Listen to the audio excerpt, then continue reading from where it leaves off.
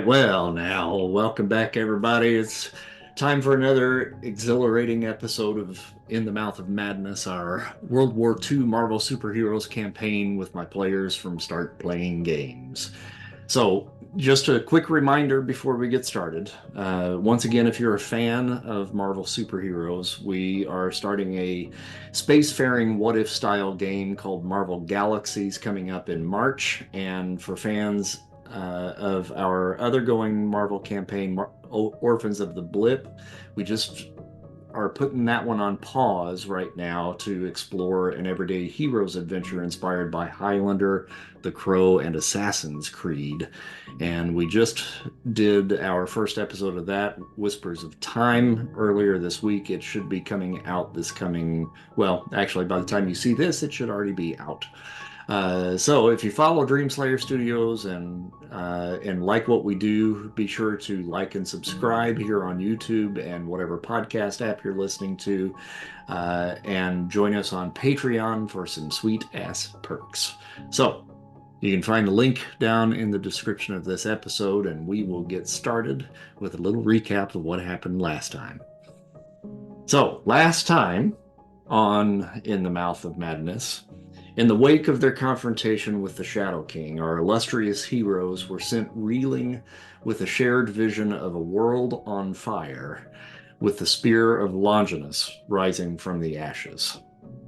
After sending the Shadow King to the Vishanti realm, they returned to their handlers, Happy Sam Sawyer and Peggy Carter, with the Lament configuration and Amulet of Pazuzu once again safely in their possession.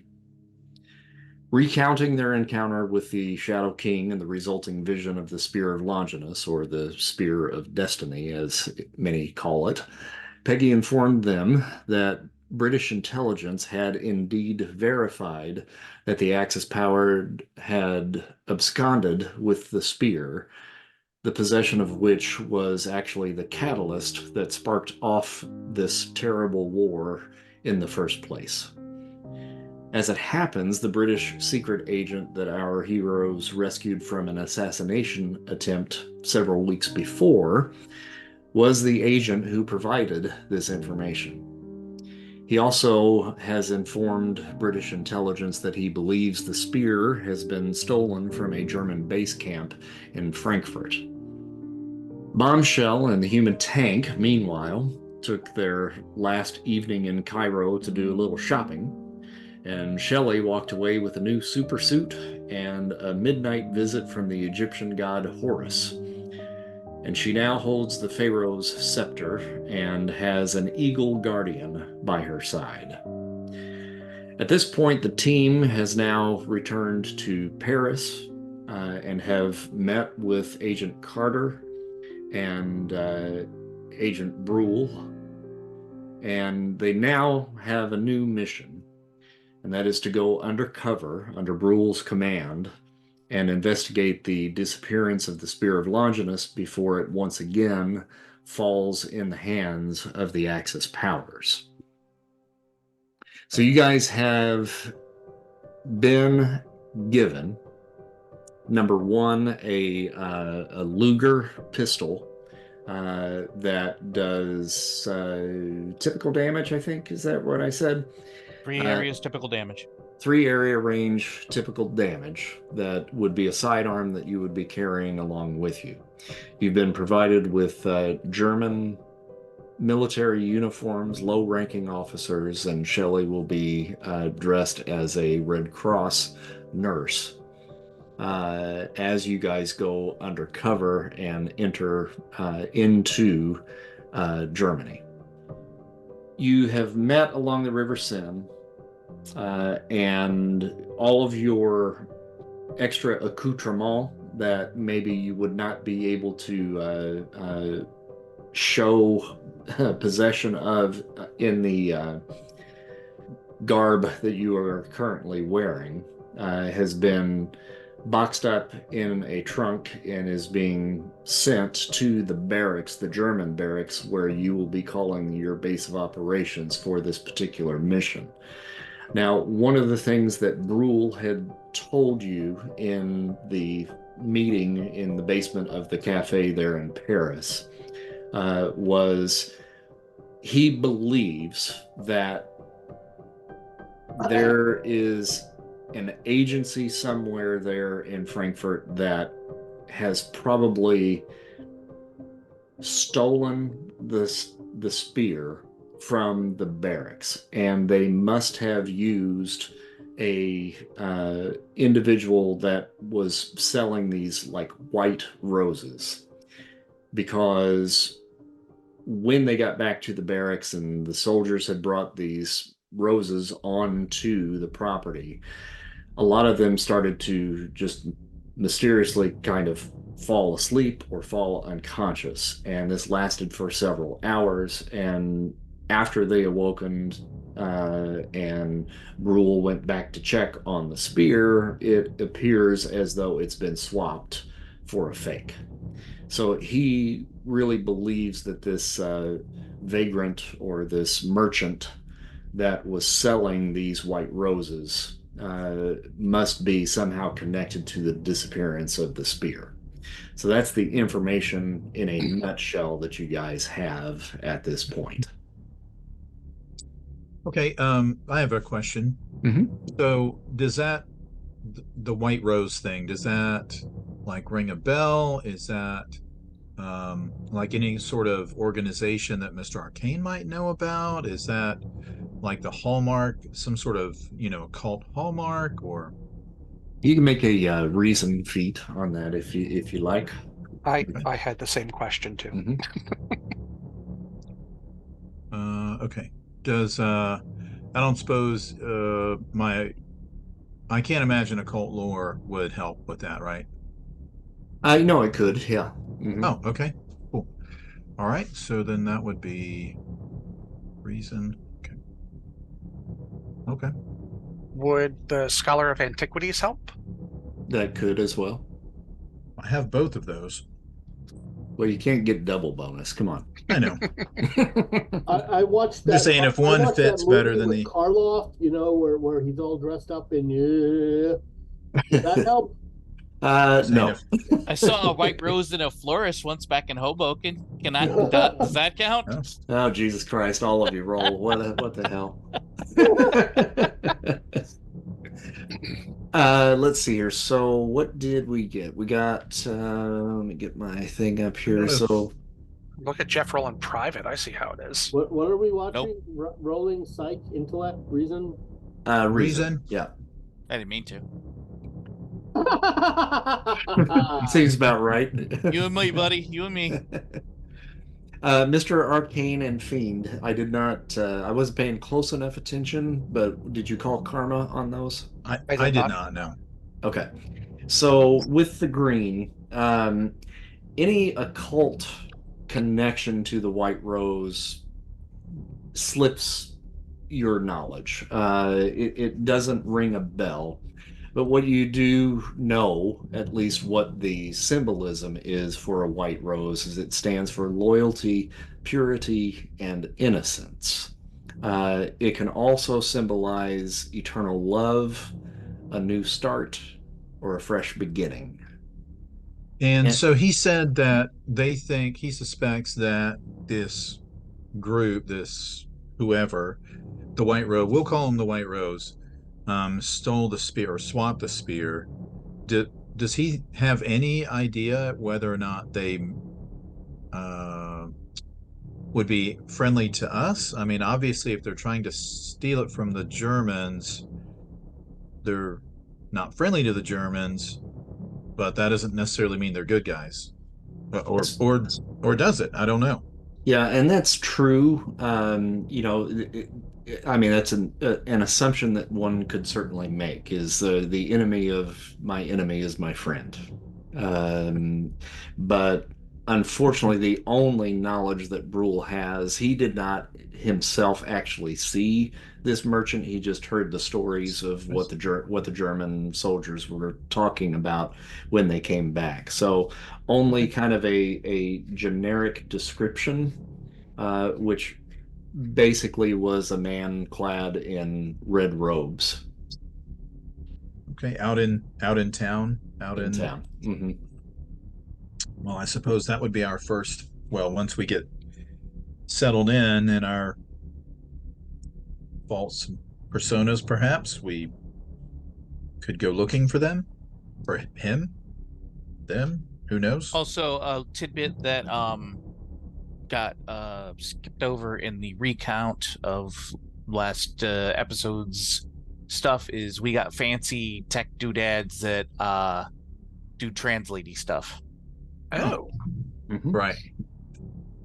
so we're not going to be like the guys from Inglorious Bastards who just a grazie. Yeah, just make sure when you count to 3, you go this way and not this, or is it this? I think it's 3. Yeah. 3 is here, Yeah. not here. Yeah. Lucas, are you in Zoom right now? Yeah. Yes, Okay, sir. gotcha, buddy. All right, cool. Sorry for all the confusion, man. I have no idea what happened. I was playing at 7, an hour before you guys were playing. Well, I hope you accomplished something. I think he wins initiative. Hey, holding my action for an hour. All right. So at this point, you guys would have boarded the truck, leading you across the borders and heading towards Frankfurt. So you certainly have plenty of time. And the good thing about it is that the truck that you were on, even though it's being driven by a German soldier, there is a separation between the cab and the bed of the truck where you guys are actually located. It is covered. So all of you are back there actually with Agent Brule. So if you have questions for him, if you have stuff you need to discuss amongst yourselves, this would certainly be the time to do that. How common are white roses in Frankfurt right now? Well, I suppose just as common as anywhere in this particular climate. It is rather cold. It's late February at this point, so more than likely, I would say probably not very, very common with the weather the way it is right now. Okay. Well, I mean, I could perhaps do a little astral reconnaissance. It would be faster, but I'd need to leave my physical body. I mean, we're going to be here in the truck for a while. You'll have to find it again, but Oh, I can find it. Is it a very long ride? Oh yeah, Chris? yeah. It's about, I think, 7 hours probably to get where you're going. Oh, okay. Well, I mean, I could scout ahead. yeah, I'll make sure you don't bonk your head. More information's always better. Okay. Okay. Well, I will do that. I'll settle in and find a comfortable spot and use astral projection. Okay.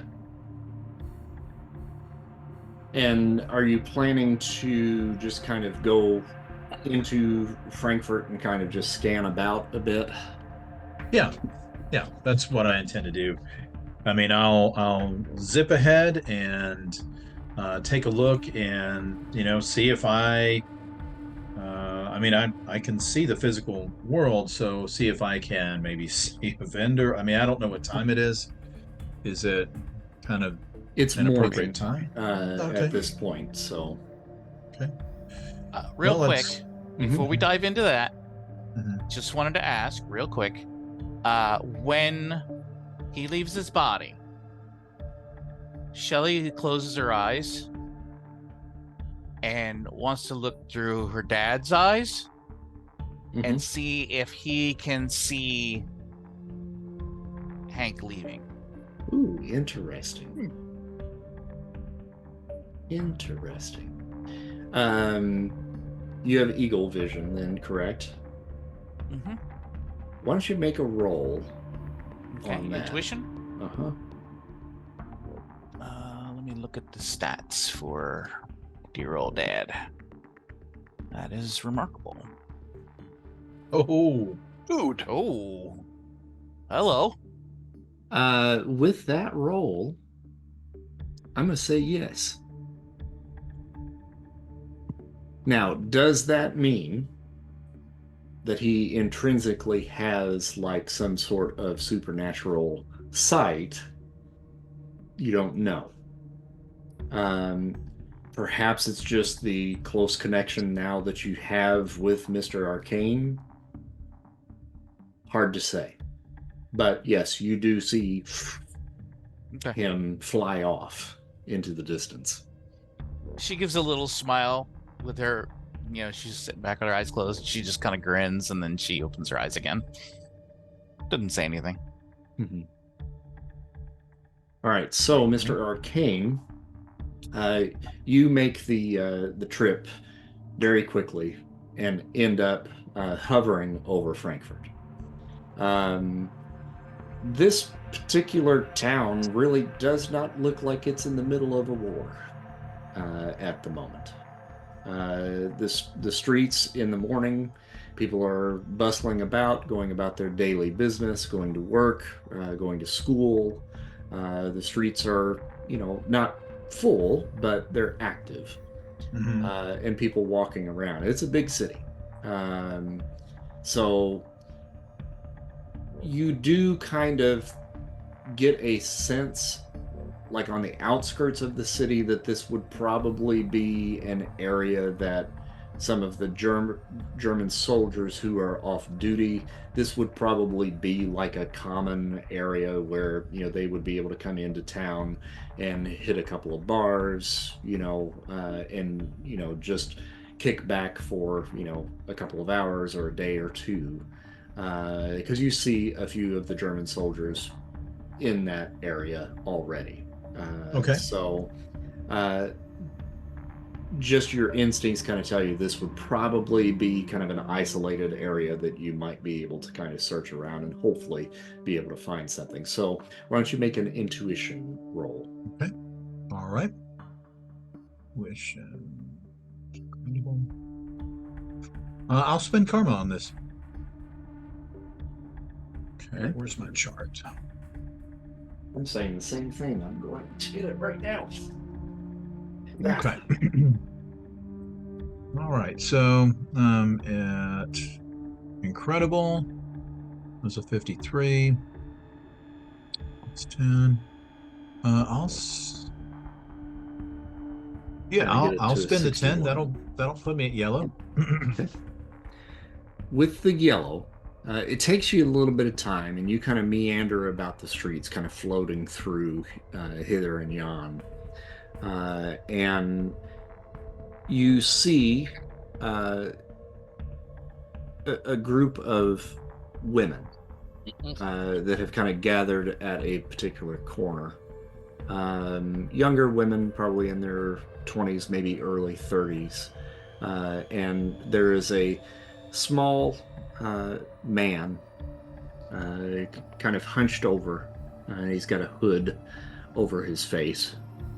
And he is producing what seem to be these little white roses and handing them out to the women. Well, when you say producing, you mean like he's picking them up from a basket, or like he's magically creating? He's reaching into the cloak that he's wearing and pulling them out. And you can see the cloak is rather full, so it looks like he's got, a couple of bushels maybe under the folds of the cloak. So he does have physical items under the cloak. He's not just conjuring. Right. Yeah. Or do I think he's conjuring? And I mean, you can make a reason feat there with a +1 column shift with your occult knowledge. It's 51. That's a green. They seem certainly to be tangible, that he's actually literally pulling them from the jacket. Okay. Okay. Well, so he's handing them. Are they buying them, or is he just giving them away? They're purchasing them.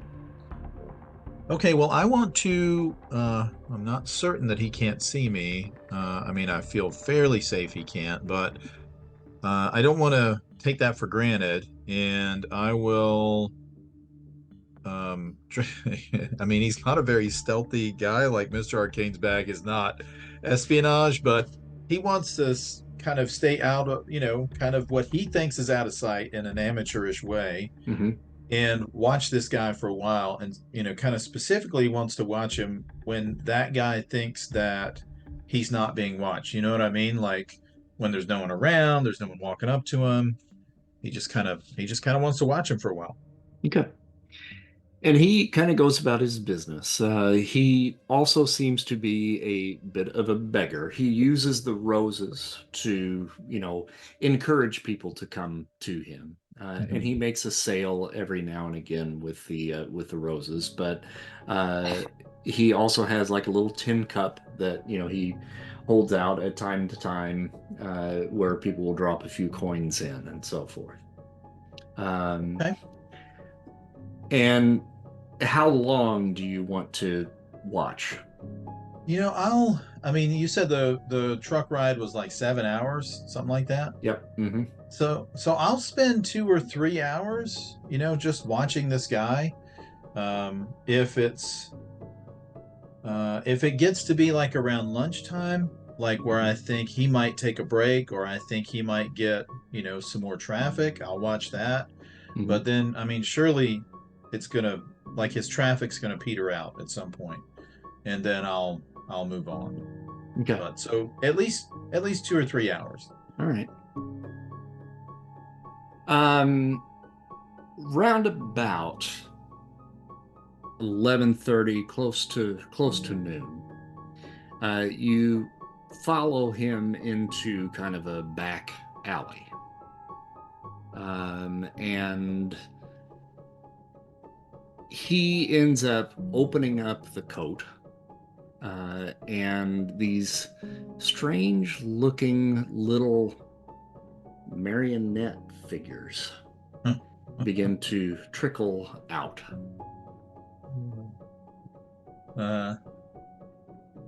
And like human shaped, or are they like some other? Okay. Yeah, human shaped. And I'm gonna show one to you here. Looks kind of like that.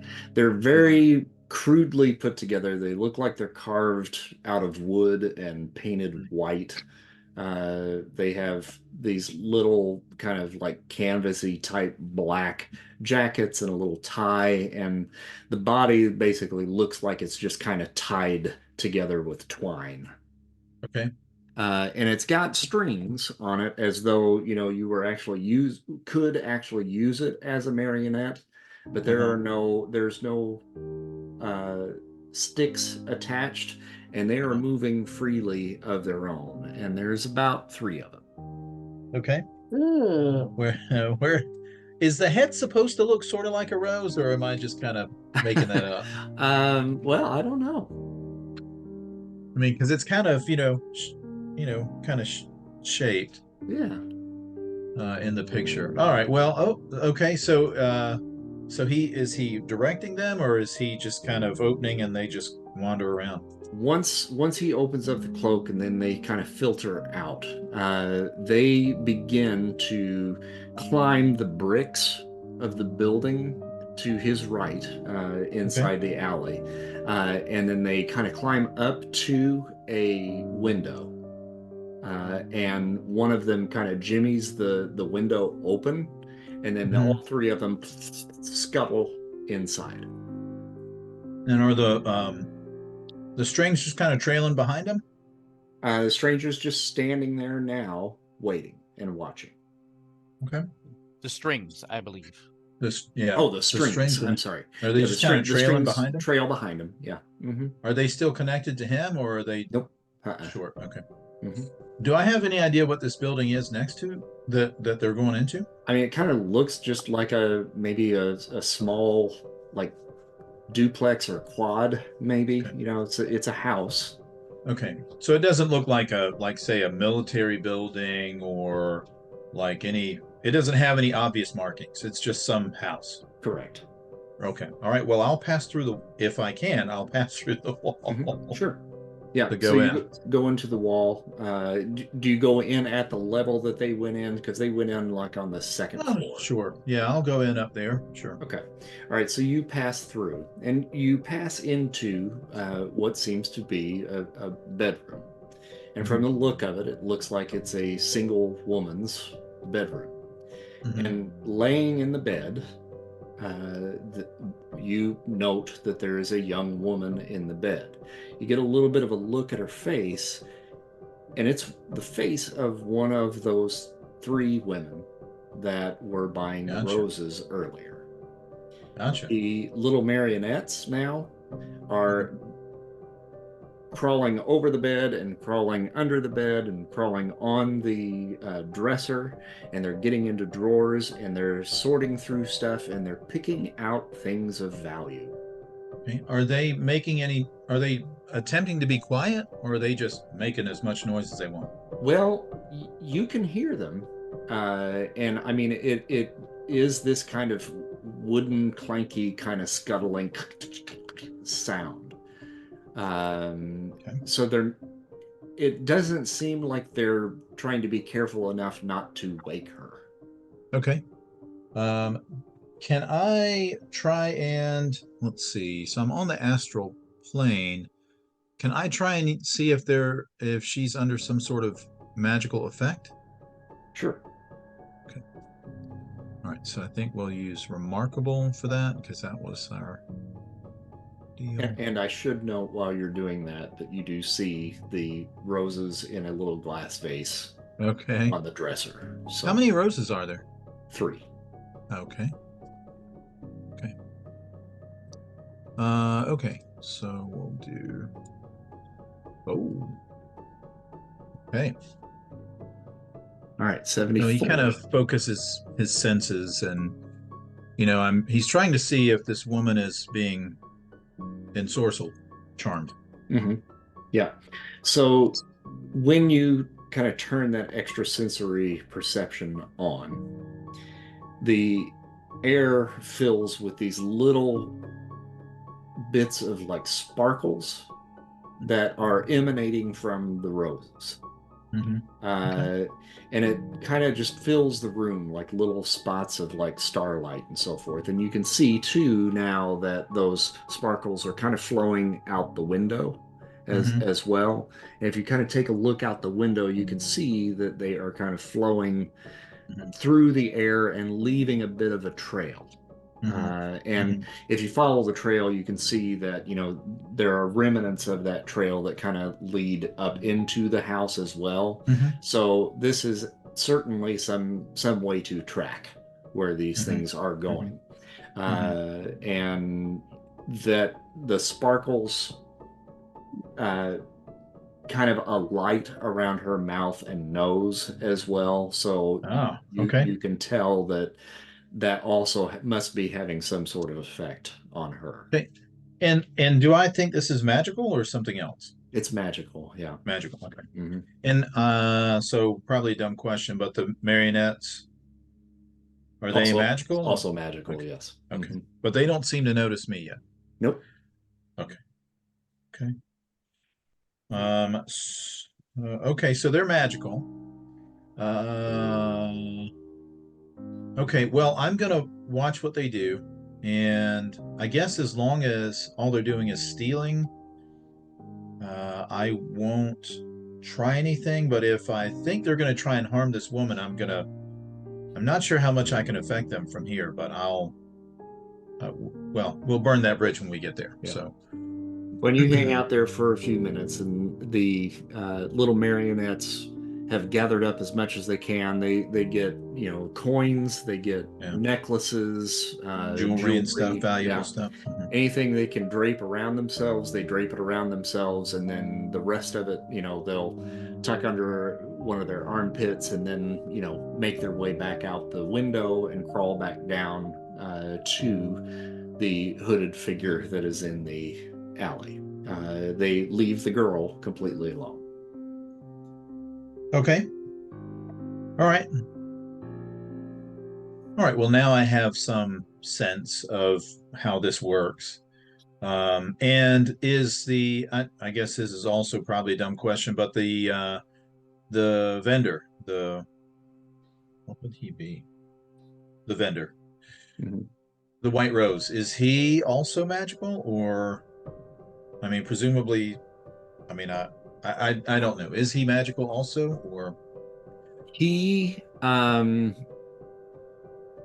has some magical quality to him. He's got an aura about him that you've learned to kind of read auras. And if someone is magical, they usually have something very similar to kind of the sparkles that you're seeing that are floating in the air from the roses. If you had to compare the two, he has some of the sparkles on him that show, yes, he has some magical ability. But the magic that's coming off of the roses is probably stronger than what's coming off of him. Okay, so that's maybe not his magic. That's something else. That's probably what you deduce, yes. Okay. Okay. All right. Well, at this point, I've probably been away for some hours, so I'll streak back and try and intercept my body on the way back. All right. While you are doing all of that, what's been happening in the truck? What time of day is it? You guys started off maybe a little bit around 9 o'clock for your journey. So you would have had roughly about 3 hours worth of time while Mr. Arcane was out gallivanting about to do what you need to do. Is there anything in the truck with us, or not so much? Nope, not so much. Just you guys and some general belongings. The trunk has been placed in with a different truck, just toting supplies. Gotcha. Yeah, honestly, there's not much for Will to do. Shelly's been singing show tunes in a relatively low voice, with the noise of the truck and the barrier between them. She figures it's probably not going to be heard. So, well, the good thing with the earpiece that you have in and the little contraption on the back of the dog tags or whatever it is that you're wearing, whatever you're singing is actually being translated into German anyway. So, and for the record, for those of you that weren't with us last time, one thing that Peggy did mention about these particular devices is that when you are speaking to anyone that speaks German, to try to keep your comments very short and sweet, and try to kind of maybe keep your mouth in a place where people maybe just don't see the way your mouth is moving, because it will not make your mouth look like you're speaking German. You'll still look like you're speaking English. We're going to look dubbed. Yeah. Right. Kung Fu theater up in here. Yeah. Yes. But it'll, Sunday afternoon, Chopsaki theater. But it'll be in our voice. I mean, it'll be in your voice, but just in German. So it's just a little Google Translate with a little AI help there. Oh God, I hope not. Yeah. It won't be accurate. It's going to be. Did you just say suddenly watermelons? Yes. Didn't we have a spell though that let us speak German a game or two ago, or am I misremembering? No, we did. Yeah, I think Arcane did cook something up for you guys there. But this way he doesn't have to maintain a spell, so. Okay. That seems reasonable. All right, so if there's nothing else that you guys feel like you need to discuss on the way. I'm assuming that where we are in the truck, I couldn't just sit there with binoculars looking at a window, because it'd be kind of suspicious seeing a guy with binoculars looking at a window. So I'm just going to be sort of observing without doing anything to enhance, just kind of making sure no SS patrols are coming up on us, that sort of thing. Well, in the way that this particular truck is covered, you would actually probably have to open the flap on the back to make that happen, and that actually might bring some suspicion there. Then I guess I'm just gonna, shuffle some playing cards. All right. So several hours kind of pass, and Mr. Arcane finally comes back to his body. Do we have any way of telling, by the way, when he's in that state, if like anything bad is happening, or are we just sort of sitting there saying, "Well, I hope he doesn't get eaten by mystical space demons while he's in his mystic place." Well, I guess we're gonna have to wait until he gets eaten by mystical demons to find out. So far, he's been fortunate enough that hasn't happened.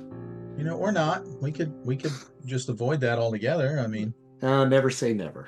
I mean, he had a prime opportunity with the Shadow King and just, didn't get eaten. So what are you going to do? I mean, there you go. You had perfect opportunity and you missed it. What can I say? Thankfully, that worked out, because I had something in the works that was going to be super dumb. But, not knowing that much about psychics, right? Mr. Arcane was going to... Anyway, we didn't have to do that, so thankfully. So he sits up, and so in the truck, are we in with other Germans, or is this just us in this truck getting transferred? Just you guys, so you're free to talk. Yeah, and our informant, Mr. Brule. Oh, yeah. Well, he's an ally, right? Yeah. So he's actually. So he he kind of stirs and shakes off his his kind of stiffness after sitting there for a while. He says, "Aha!" He says, "I've found our let's see, what's the word for that? Our vendor, our florist. I found our florist, who is a bit of a thief." I mean, yeah, they do tend to run prices up pretty high. I mean, I've seen how he operates. He does have some mystical either ability or devices, and the flowers he turns to Conrad. It's Conrad, right? Is it Conrad rule? Oh, Heinrich. He turns to Heinrich and says, "You were right, or your suspicions were correct. The flowers do bear an enchantment. Although today it was petty theft of some poor girl in her boudoir. But that sounds naughty. Yeah, well, her bedroom. I mean, I guess it's all the French words sound naughty, Yeah. So the flowers bear an enchantment that seems to render well, I'm not sure how that targets, if it's just who buys them or if it's who's nearby or whatever. But anyway, it'll target them and put them to sleep, or at least keep them asleep. And then he sends constructs, little dolls, little animated dolls, to go and steal for him. And then they bring their loot back to him. And now that I've seen him, Now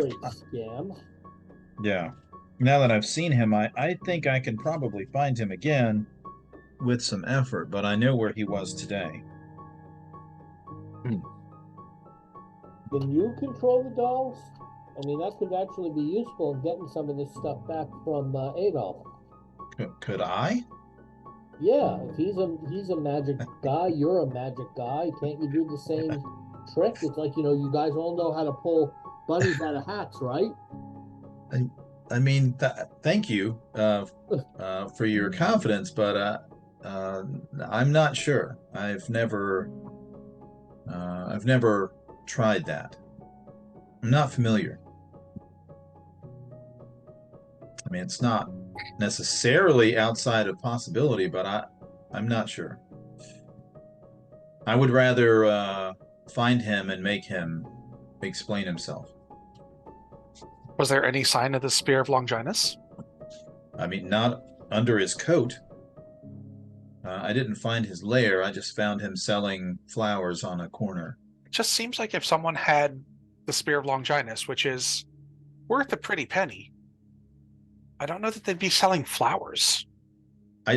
Exactly. Maybe he doesn't know what he has. Maybe.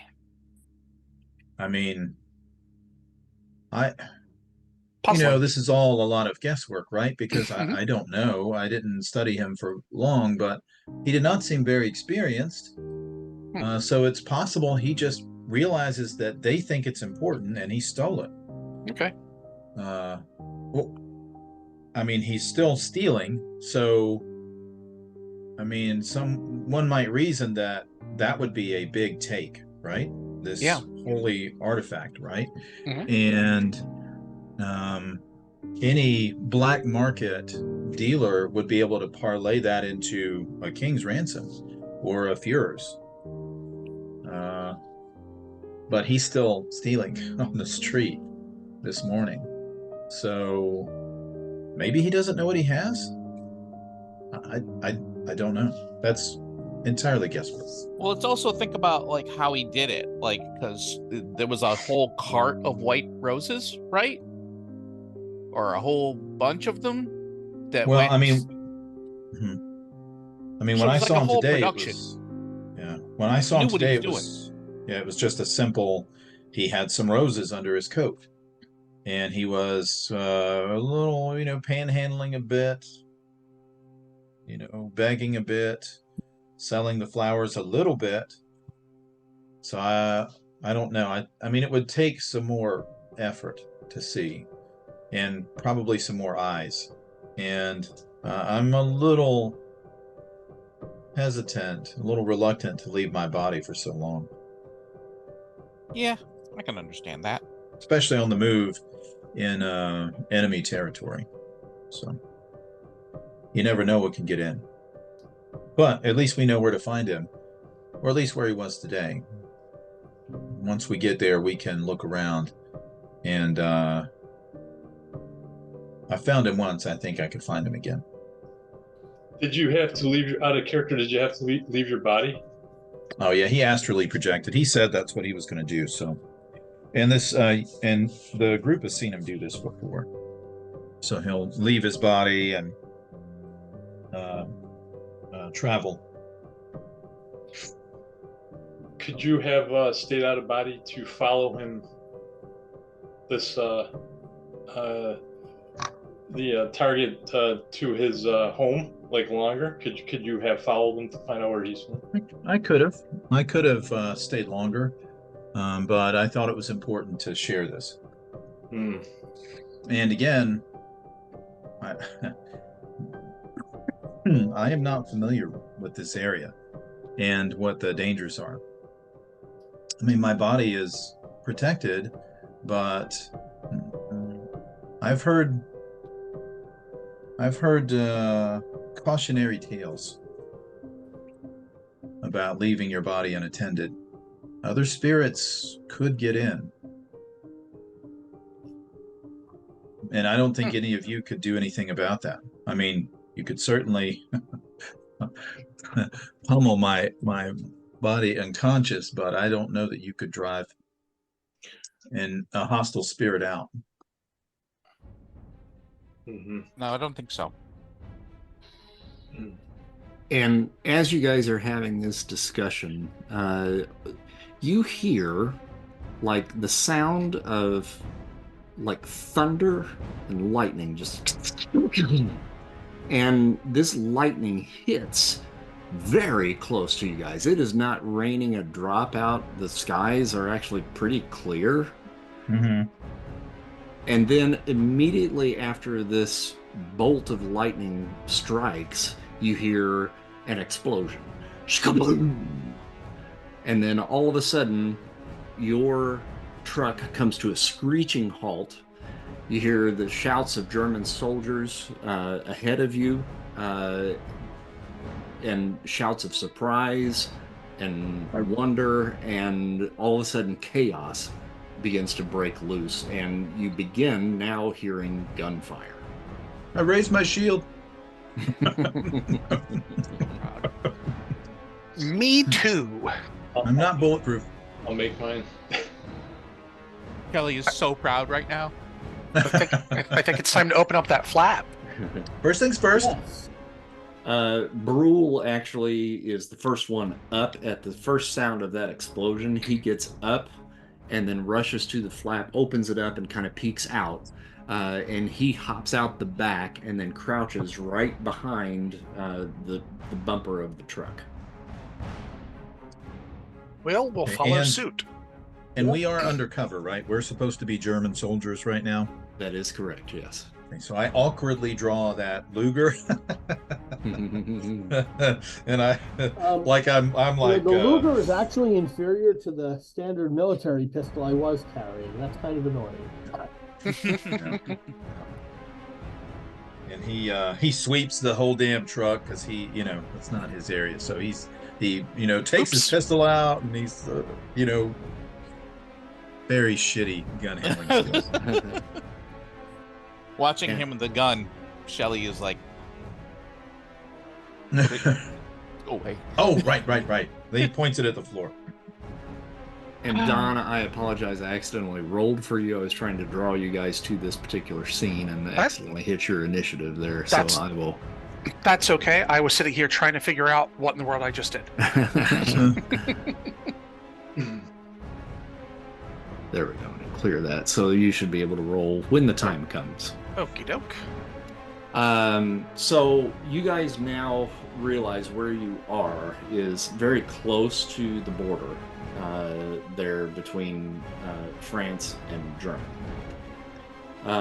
And you are kind of coming through a pass in the middle of kind of a rural farm here. Up ahead of you, there are two trucks. The one truck that was in the lead is now on fire and in the middle of this little bypass road that goes through this little farmland. You've got another truck that's directly behind you guys, and then another truck right in front. But the one at the very, very front of the caravan is burning and on fire. The Germans are kind of piling out. The Germans that are in the second truck are kind of moving to positions around this barn. One is kind of getting behind the truck right in here. One of these guys is kind of running over in this direction. And another one getting behind the trunk of the tree right over in here. From your vantage point, it's kind of hard to see, but it looks like there are a few soldiers that are currently ensconced in confrontation with some rather colorfully dressed individuals. You see on the far end right in here, and don't forget you guys can actually take your cursor and toggle over top of each of the tokens to see a little bit of a bigger picture on these individuals. But right here is a man that's dressed in kind of an army green but with purple accents, and he's got two very large kind of gauntlet type gloves on that are purple, wears purple pants and a purple mask. Up on the rooftop, just above him, right in this area here, there is a man dressed head to toe in kind of like a fuchsia pinkish red kind of colored costume. Looks a little bit like DC's The Flash, but not exactly. But legally distinct. At Substantially different. 10% different. That's all it takes. A couple of the German soldiers on the ground right in this area here are facing off against what appears to be perhaps like an American Revolution type soldier. He's got a blue kind of, I forget which is that, the highwayman style hat. It's got a yellow star on it, a long red cloak that he wears as well. And it looks like he's using the cloak actually to combat the soldiers. He's using it to kind of block things and then whip it around and actually smack them with it as well. Across from him, right here, is a woman dressed head to toe in white with long white hair as well. And then there's somebody else that you don't see, but just for the record, right in here is little bitty The little teeny guy. tiny dude. And it looks like a little bitty circus performer dressed in red, white, and yellow. Like how small? Like kind of like about dwarf small or about 3 inches tall. Oh, okay. Really Well, small. sure, we lose Gotcha. our shrinking guy, and they get one. It's the same guy. I was say turncoat. And I'm going to have each of you guys make an intuition roll for me, please. And this will be kind of like a group intuition here for you. Okay. I would also like to know if I recognize any of them. That's what I'm having you roll for. Oh, Ah, yeah. okay, cool. I feel like Shelley would probably have a great chance. Where am I at? Nope. It's a great chance of checking the state of her nails. Okay, we're doing initiative. We got a green. No, you're doing intuition, just to see Intuitions. whether or not you recognize these folks. Oh, these are greens. Where am I? Not a clue, though. I can tell that the guy in the American, colonial revolution outfit is probably Right. not a Nazi. I think we're getting attacked by George Washington. Sweet. You mean the Germans are getting attacked by George Washington? Oh yeah.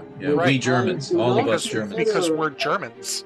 Yeah. Oh shit! Yeah. Oh no, it's the Americans. Oh, He's so good at no. undercover work. I'm so proud.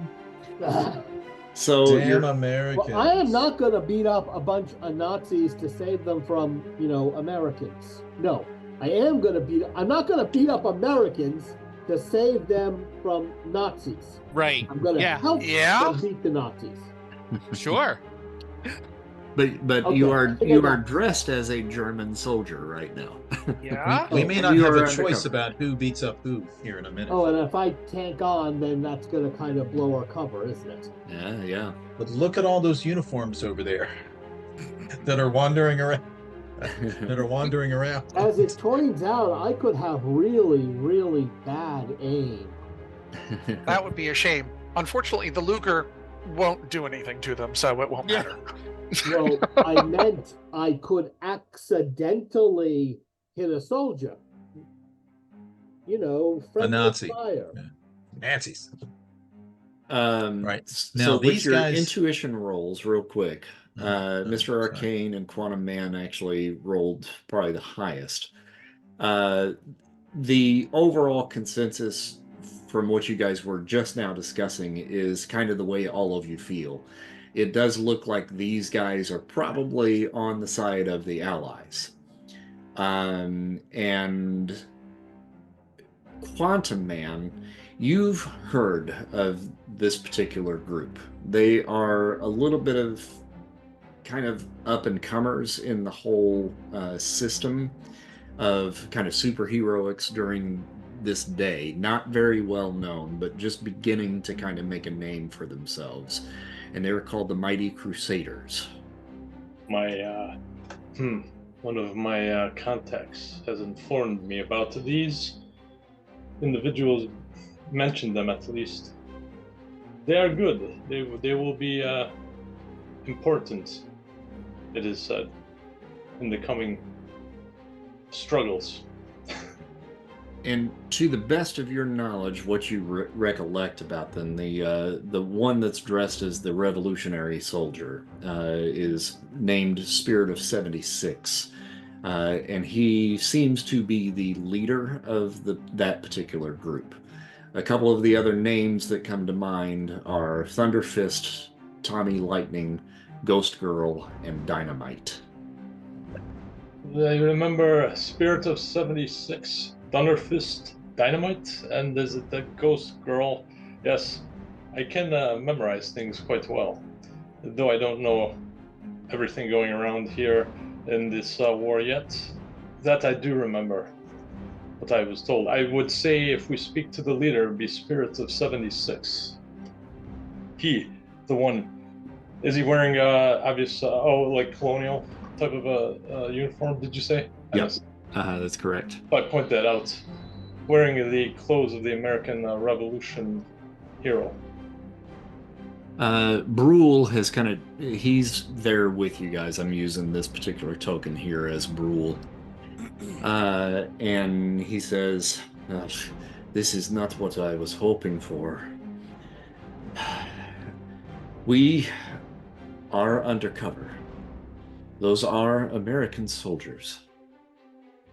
Unfortunately, we must do what we can to keep up the facade that we are under if we plan to finish this mission the way that it needs to be done.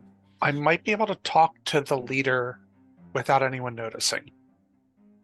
Assuming he doesn't freak out. I can use telepathy. Do I still have the crown? Chris, not on you now. It would have been put in the trunk. After Gotcha. your whole thing, we kind of talked about that it was kind of stuck on your head, but when that particular confrontation with the Shadow King ended, you are able to remove it and put it back on freely. But it can certainly be seen, and it would have had to have gone in the trunk. That's cool. But do I still have it, or did I give it back, or no? You still is have it kind it. of? Okay. It's in the trunk. It's coming with. Okay. You. Yeah. Cool. Yeah. Yep. Telepathy is what I was talking about. Yep. Okay. So let me see if I can make contact. I think this is probably appropriate to spend some karma. Good thing. How far do I have to spend? You got to get it up to a 36. 36. So And your rolls are private as well. Oh Mr. no, Mr. Okay. Make fun of Jeff for having private rolls. Oh, that's right. I tried to do it. I tried to do it last time, and I thought he was just being snobby. I'll be honest with you. I thought he was just. I rolled a 15, so So I great got roll. I Good got roll. that going for me. Yeah, sweet. So I need to spend 21 karma. Oh no. Where will you find it all? Hey now. No need to get lippy. Okay, so I have actually I'm gonna guess that he's probably not just gonna let somebody into his brain right now, right? Yeah. Because I think I might actually need to get to let's see. Oh no, just a power feat versus psyche. Okay. Yeah, never mind. May not have a choice. Yep. I was gonna say I didn't know there was a way to resist someone talking to you. It says communicate on a mind-to-mind basis. Unwilling targets require a power feat versus Yeah. psyche. Oh, okay. Yeah, you just your base psyche, unless you have mental barrier or something, Yeah. Oh, he got a yellow. Ah! which some of us have. Ours are gone though, right? Yours are gone because I didn't Well, do any of that yet. Speak for yourself. Okay. The one I provided is gone for the moment.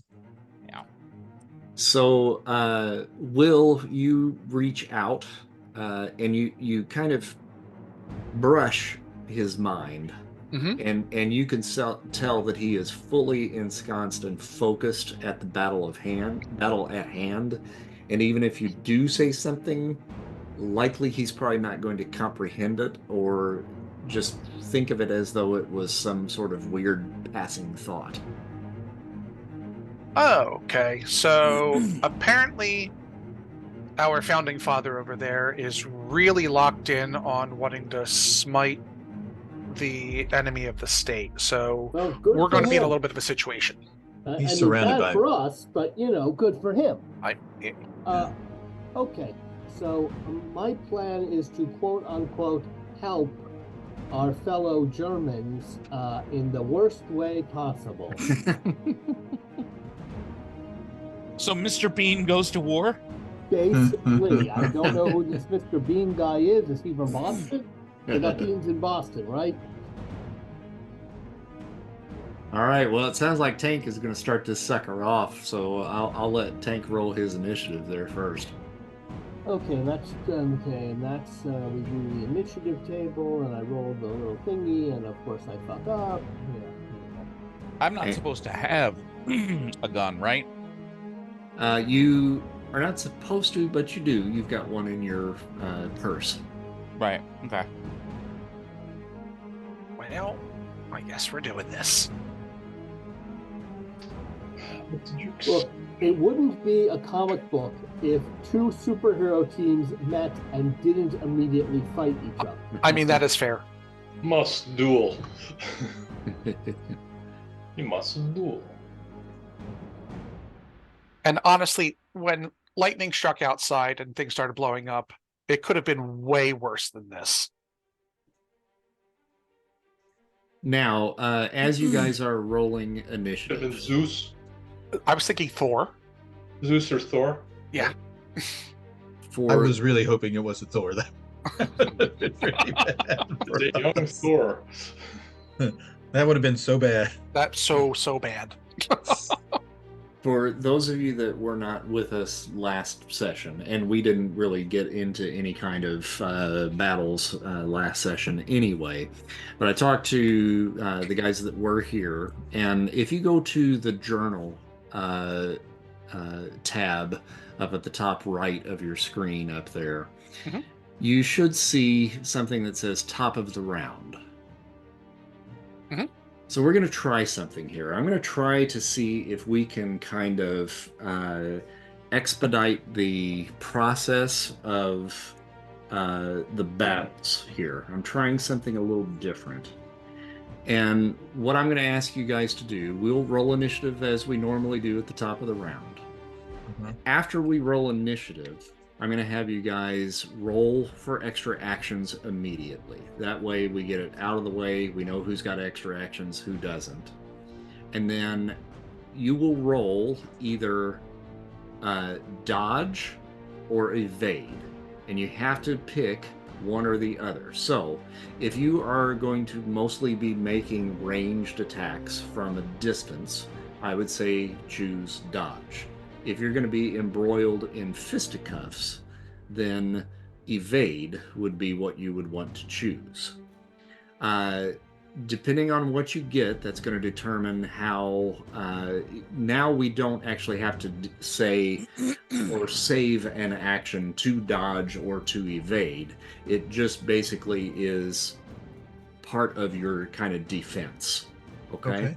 So that would allow you, if you've got 3 actions, you don't have to save one for a dodge just in case. So depending on what you roll, a white gives you no column shifts at all. A green would subtract any damage coming, or the attack coming your way would be reduced by 2 column shifts, 4 column shifts, or 6 column shifts, depending on a green, yellow, or red. Okay. So if you, this basically will go for the remainder of that particular combat, unless you decide to change from dodge to evade, or vice versa. And if you want to change your roll for extra actions, like if it didn't go your way the first time and you got a white, and you wanted to try again the next round, then you can, but you would have to spend 50 karma points to do so at the beginning of the next round to be able to do that. Otherwise, your original rolls basically last for the duration of combat. Okay. Does that sound good? It's fine with me. We'll try it, and then if it seems like it's too convoluted, then we can always abandon it and go back to the way we were doing it. But I just wanted to kind of try this just to see if it might speed things up for us. Okay. All right. So initiative then. I'm going to make a couple of little notes here while you're doing that.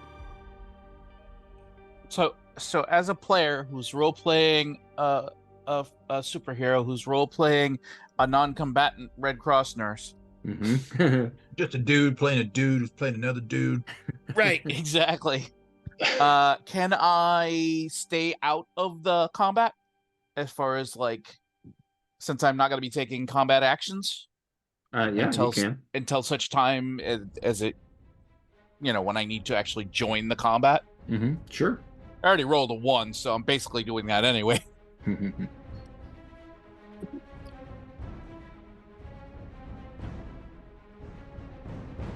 She's actually going to help in a different way. All right. Eventually. Lucas, do you need me to roll initiative for you? Wait a second. Yeah. What happened here? No, I rolled. Or, wait a minute. I thought I rolled. What's going on here? Let's see. Go back up. Okay, hold on. Maybe I thought I did, but I didn't. I'll be right back. Up at the very top of the screen, you see where all the cards are up there at the very top up here. Yeah. Your card has like a little die. There you go. If you roll that, that'll do it for you. There you go. I get +3, so. Okay. So yeah, let's get that. Don, what's your bonus? +1. Okay. Tank doesn't have one, right? Nope. Speed is I am not a fast tank. Mr. Arcane. Oh, if I'm gonna have, but if I'm gonna have Dad help, he shares initiative with me, right? Who does? The Eagle. Yes, he does. Yeah. Mm-hmm. So I have to kind of get involved somehow. Okay. I'm assuming I can just kind of like communicate my desires to him like mentally, or do I need to yell at him? I think that you can probably just kind of communicate non-verbally with him. Yeah. Gotcha. Okay. Mhm. So then I guess, well, I rolled a 1 anyway, so it doesn't matter, I guess. And then I guess I should roll. Well, he only has a typical fighting, so multiple actions for him does not make sense. And multiple actions for me doesn't really make sense either. So if Until such we time. want to deal with our extra actions next, go ahead and if you're going to make extra actions, make that roll now, and then let me know. I'll actually come to each I of am you. not going to make extra actions because I want to do as little as possible while looking like I'm doing as much as possible. Gotcha. Okay. But I will make a dodge or range. I will definitely go for a dodge. I don't think anyone's getting into melee with me. Gotcha. Position. All right. Quantum Man, you had a +3 on your initiative, right? Yes. Okay. Me too. Yep, I got you already. Just let me know when to roll for dodge, and I assume that's agility. Correct. Go ahead and make that roll. Okay, I'll just roll that. Whoa! I actually did roll well with the typical. All right, so you got a -2 CS on anything coming your way. Quantum Man, do you want to roll for extra actions? Extra. So, I'm sorry, if I miss the extra action, do I lose that action for the turn? You don't lose it, you just make that action at a -3 column shift. So my normal action becomes a -3 column shift if I don't get the extra action, right? Right. I will not go for an extra action. Okay. Bombshell's not as well. Fiend. No, we don't do extra actions. Okay. Mr. Arcane, are you doing any extras? No, sir, but so I need to roll a defensive roll, though, right? Correct. Okay. And... It just occurred to me. The Dark Force aura is pretty obvious, right? Yeah. So no, I did not turn that on. Okay. Okay, so then I would roll that. What do I roll for the Agility. agility? Okay. Well, it depends. Are you I'll doing do ranged. dodge? Okay. All right. Yeah. Range is what It's a I'll do. gunshot. It's a gunfight. Yeah, probably. Maybe. Although they seem to be all punchy and Yeah. lightning-y. But Tommy Lightning I'll might still be- do. Yeah. Yeah, I'll still do range, and that is remarkable. Okay. All right. So, So that's nothing there. Quantum Man, do you want to make that roll? Okay, so what do I have to roll here? Agility. If you want to do dodge, it would be agility. If you want to do evade, it would be fighting. and that would mean that any attacks coming at you from a distance don't suffer any column shifts. Okay, I'll do agility. Okay. And we can't use karma on these, right? That's right. Yeah. Okay. I think you can use karma on pretty much any roll. I don't know of a restricted one, right? That's the only caveat that I'm putting on this particular one. Okay. So, sorry, guys. That's fair. Yeah. Bombshell? What am I doing? Defense roll? Yeah, let me just in case I get shot at, let me do a dodgy, screamy roll. Dodgy, screamy? Yeah. You'll see in a minute. Something new. Well, not in a particularly interesting way. Oh, okay. The cult of the new.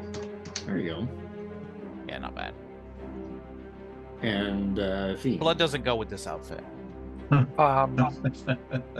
dodge roll sounds. With any outfit? A dodge roll sounds lovely. Okay. And that's mine. I'm actually for you. Super It's a Red dodgy. Cross outfit, so kind of does, but Yeah. It would not be weird to be bloody. no. All right, so we're going to start at the top of combat, and that's going to put us with Tommy Lightning is going to be the one that's going to go first. And he takes aim at the soldier that is down on the ground beneath the house that he is standing on top of, and shoots a lightning bolt in his direction, getting a 71 to do 30 points of damage, which I think is going to knock that little fella right out. Kaboom! So he is down. Does he have extra actions? He does. Yes, he does. Say surely. And with the second action, he is going to run and leap off the corner of the building and dart over to the truck right here. This guy is kind of leaning up against, hiding behind. He's got his back up against it like he's getting ready to kind of come around the corner and take a shot, which means he's touching the metal of the truck. Tommy runs over there, places his hand on the hood, and then zaps the truck. And got another yellow to do 30 points of damage there, which effectively knocks out this particular soldier.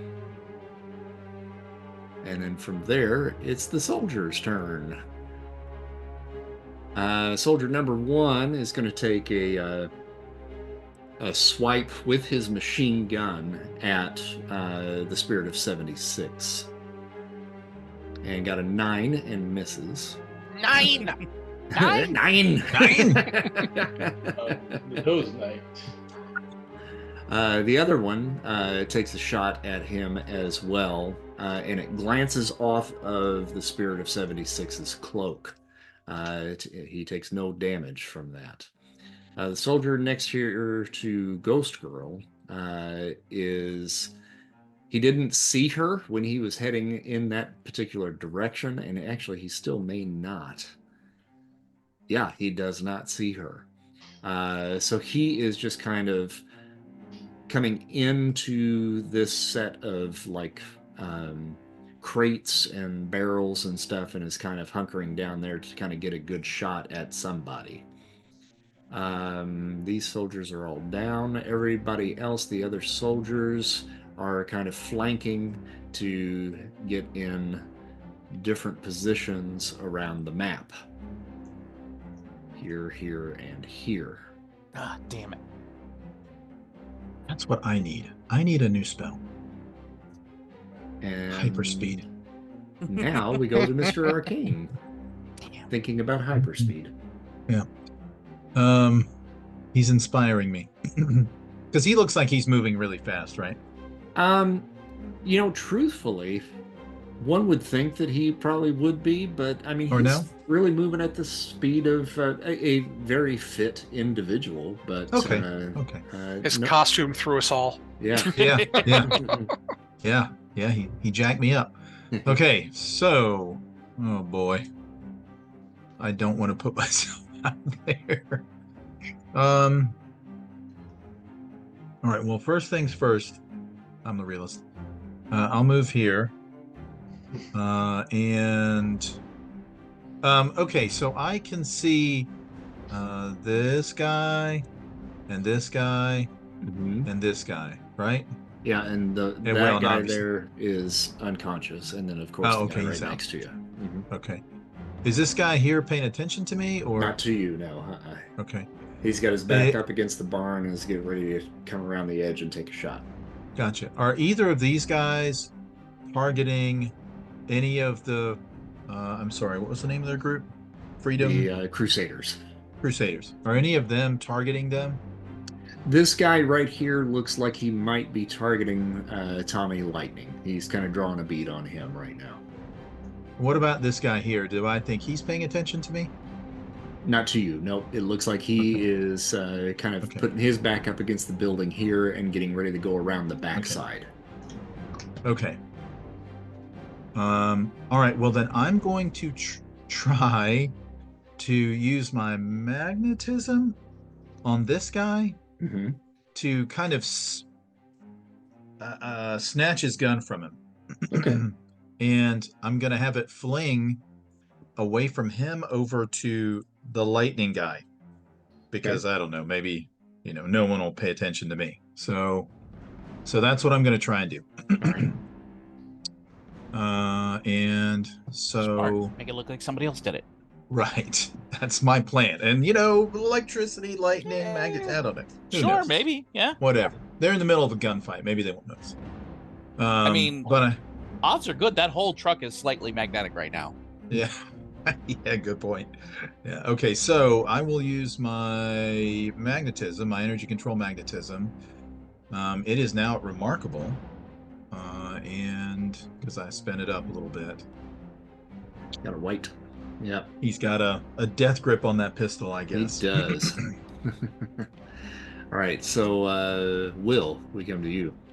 How rickety is this big barn right here that they're all hiding behind? Oh no. I mean it's substantial. It's older, but I mean it's fairly substantial still. Okay. We're gonna go for something a little bit more subtle. Gonna embrace my mage roots. The guy who shot at Spirit of 76, which one's he? Both of these guys right here were battling 76. I don't think anybody shot at him, but they were both taking shots at him close. Okay, I thought somebody had a gun and was shooting at him. And it deflected off his cloak? No, he was taking the butt of his gun and See, on the carry through from the butt of his gun, he's gonna just kind of whack himself in the face with it because of the cloak distracting him. I'm gonna use my TK to give it a little boost into his face. Gotcha. And we'll spend karma on this. Just because it amuses me. Good thing I did. All right. What do I need to get? On the incredible, you got to get it to 31. Okay, so I need to spend the base 10. Yep, that'll do it. Okay. And then how much damage does that do? It is incredible, so that would be 40 normally. Eesh, okay. Might have to roll an endurance for him. Chris Tucker rolls in. You got knocked the fuck out.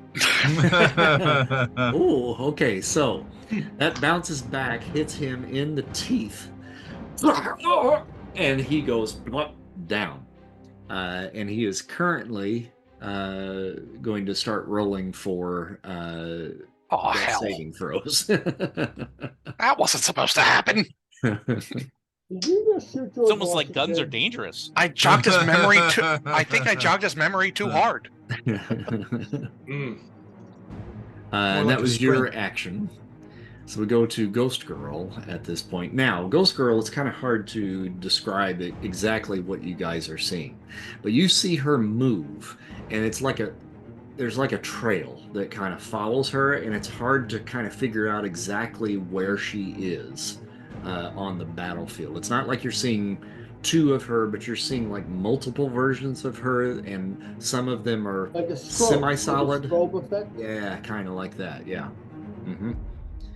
And she moves to the guy that was Mr. Arcane was trying to pull the gun away from.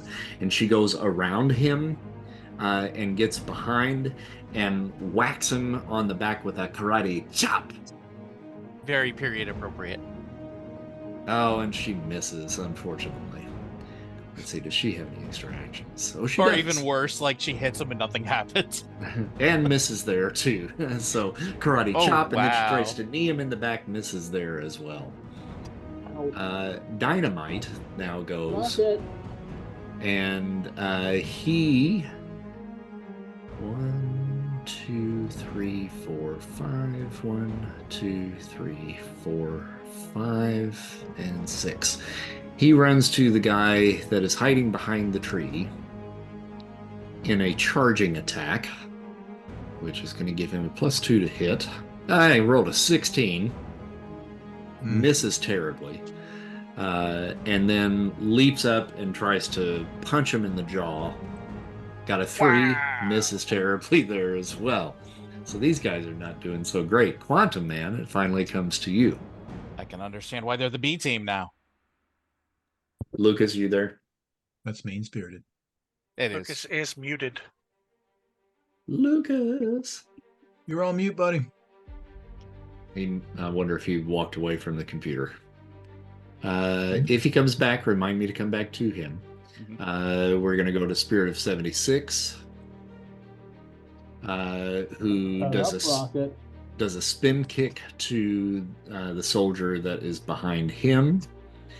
Oh my God. And misses terribly. Tank, it now comes to you. Well, let's see if I can do anything with a certain cat trying to move my mouse hand. Okay, I guess I will say, in German, I will get the Yankee girl, and shoot my Luger, and I'm actually going to be aiming at the soldier. Okay. He is just above her. Mm-hmm. Friendly fire happens, you know. It happens. And so I have a gun skill, and in human form, my fighting is only typical, so I guess that's a good roll. Correct. Yes? Well, that would be agility based. Oh, sorry. Yeah. Sorry. Thank you. I wasn't paying close enough attention there. I think my agility is actually good in human form. Okay. So then, Character excellent. sheet doesn't show both stats. I'm actually clumsier as a tank. Gotcha. So then I guess that becomes an excellent roll. Correct. Okay. All right. 75. That's a definite hit. And remember, I'm trying to make it look like I'm aiming at your ghosted girl. Mm-hmm. And does 6 points of damage, correct? It does typical damage, yeah, but it's yellow, which I think for a lethal attack does something. Mm-hmm. I think Bullseye. Yeah. I don't know what that So if you were targeting a certain spot on him, you know, potentially you could make that a cold shot. Oh. Well, I think in this case, since he was trying to make it look like it wasn't aiming, I mean, Yeah. maybe that came works. from him. Yeah, for sure. Yep. So he does get hit. He just doesn't know where it's from. We'll go But even a to. yellow result against a soldier with a pistol is barely scratches them, huh? Well, 6 points. So. Okay, I thought guns were a little deadlier against norms in this. Well, if you got a red result, you'd be dead. Yep. Oh, okay, well, it was close. Thunderfist now begins to move in towards the truck that is on fire. Okay. And I think, yeah, he is. He's going to reach underneath, grab hold, and lift it up. And he hoists it over his head. And he begins to slowly kind of walk in this direction with the truck. No. Lucas, are you back, buddy? If you're, are you still on mute? Oh, Okay. I just had a brilliantly clever idea. Yeah. Oh, yeah, you'll see when it's my turn Oh, again. okay, all right. Uh-oh. Uh-oh. You All know right, how they say the Grinch got an idea, a wonderful, terrible, awful idea? I do recall. Bombshell, if you want to go. Okay. All right, so Shelly immediately, probably to everyone's surprise, goes into hysterics and starts crying and screaming and runs back to Heinrich and begins just absolutely in his face, begging him to take her out of here. Get me away from this. And just being a complete nuisance to where he can't do anything. Uh-huh. So Gotcha. he doesn't have to accidentally, Gotcha. whatever. All right. And then the eagle, she has communicated to Dad that these guys are bad and bad things need to happen to them, but in a way where she is not implicated. Mm-hmm. So he's gonna come down. He's just gonna swoop down out of the sky. And I think this is appropriate since he's an eagle. He's going to come right down out of the sky and he's going to go right for this dude's eyes. And I believe he is pretty good when he's doing the whole swoop attack. Yep. Okay. All right. That's a definite hit. Yep. And then if you want to roll damage, or what is the damage on that? Typical damage. Typical. Okay. Yeah, same as a gunshot, apparently. Although, to be fair, I've seen eagle claws. They're pretty nasty. All right, so he comes swooping down out of the sky and claws him across the face. How's that again? And the Spirit of 76 looks, and he looks up in the air like, where the hell did that come from? Those guys are like, hell yeah, we're in German territory, and a bald eagle comes down and attacks Right? the bad guys. Come on Exactly. Lucas, I'm going to check in with you again, buddy. If you're there, we can roll back to you. And I guess I will go on and go back to the top of the round, which takes us back to Tommy Lightning at this point. Tommy is going to make an intuition roll. Boy, they're terrible. Does not see the guy behind the barn over here, so he's going to head over to the soldier that Ghost Girl is trying to fight. Or actually, he's just going to stand his ground, but he's going to throw a zap over towards the soldier there. Oh God, got a 35 and misses. Hits the stack of crates next to him and blows it up. The soldiers now go. So we're going to do a little bit of repositioning here. The soldier up at the corner is going to go to this one, covering this area so that his friend can leap the fence and come over to the opposite corner on the house over here. The other soldier comes up and around next to his buddy up here. The soldier at the corner of the barn next to Mr. Arcane takes a shot at Tommy Lightning. Got a green to hit. Let's see here. That's Tommy have a dodge going? He does. So let's see at 46. He dodges it. Gets out of the way. So at least there's that.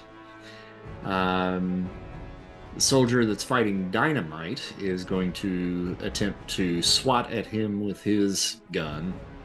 Got a 78, which I'm sure probably does hit. He is -4 to hit. So that's good.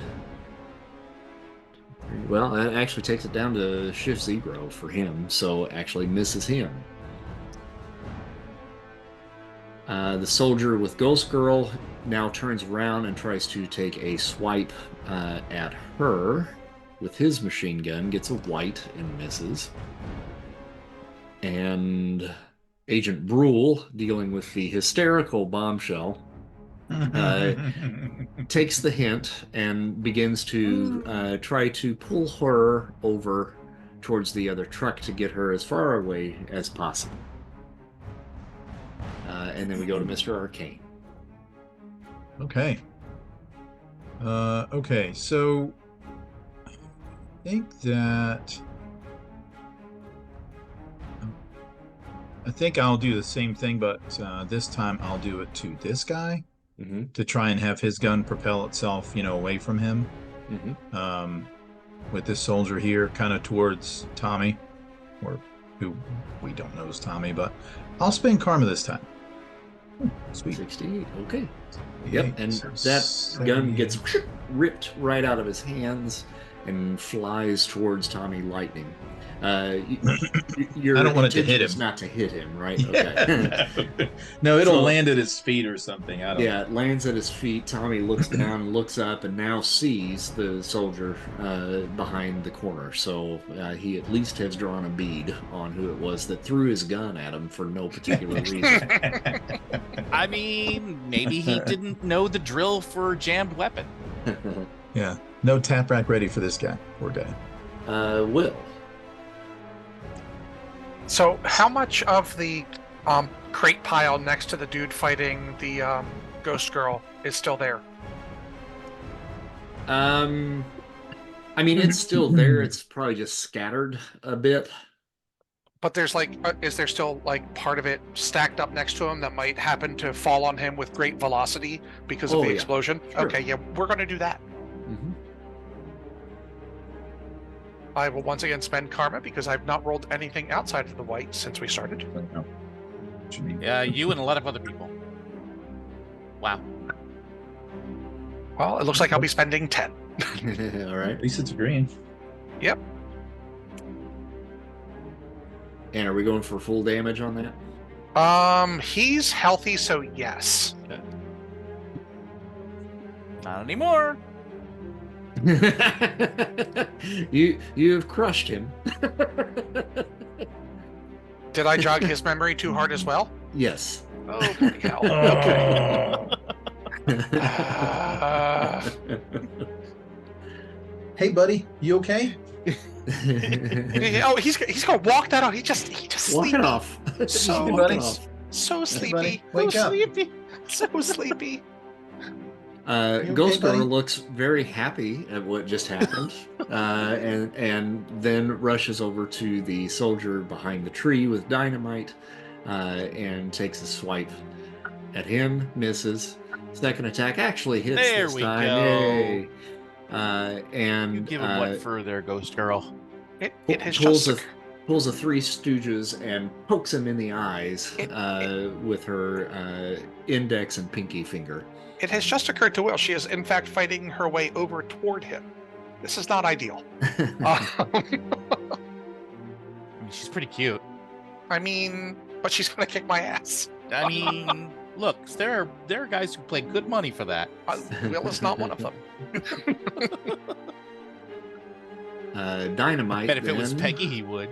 I mean, you make exceptions. Is going to stomp on his foot with all of his strength. Got a white. Second action from missing the foot, then jumps up and tries to headbutt him in the gut. Gets a 65 with that, so he does a little bit of damage there.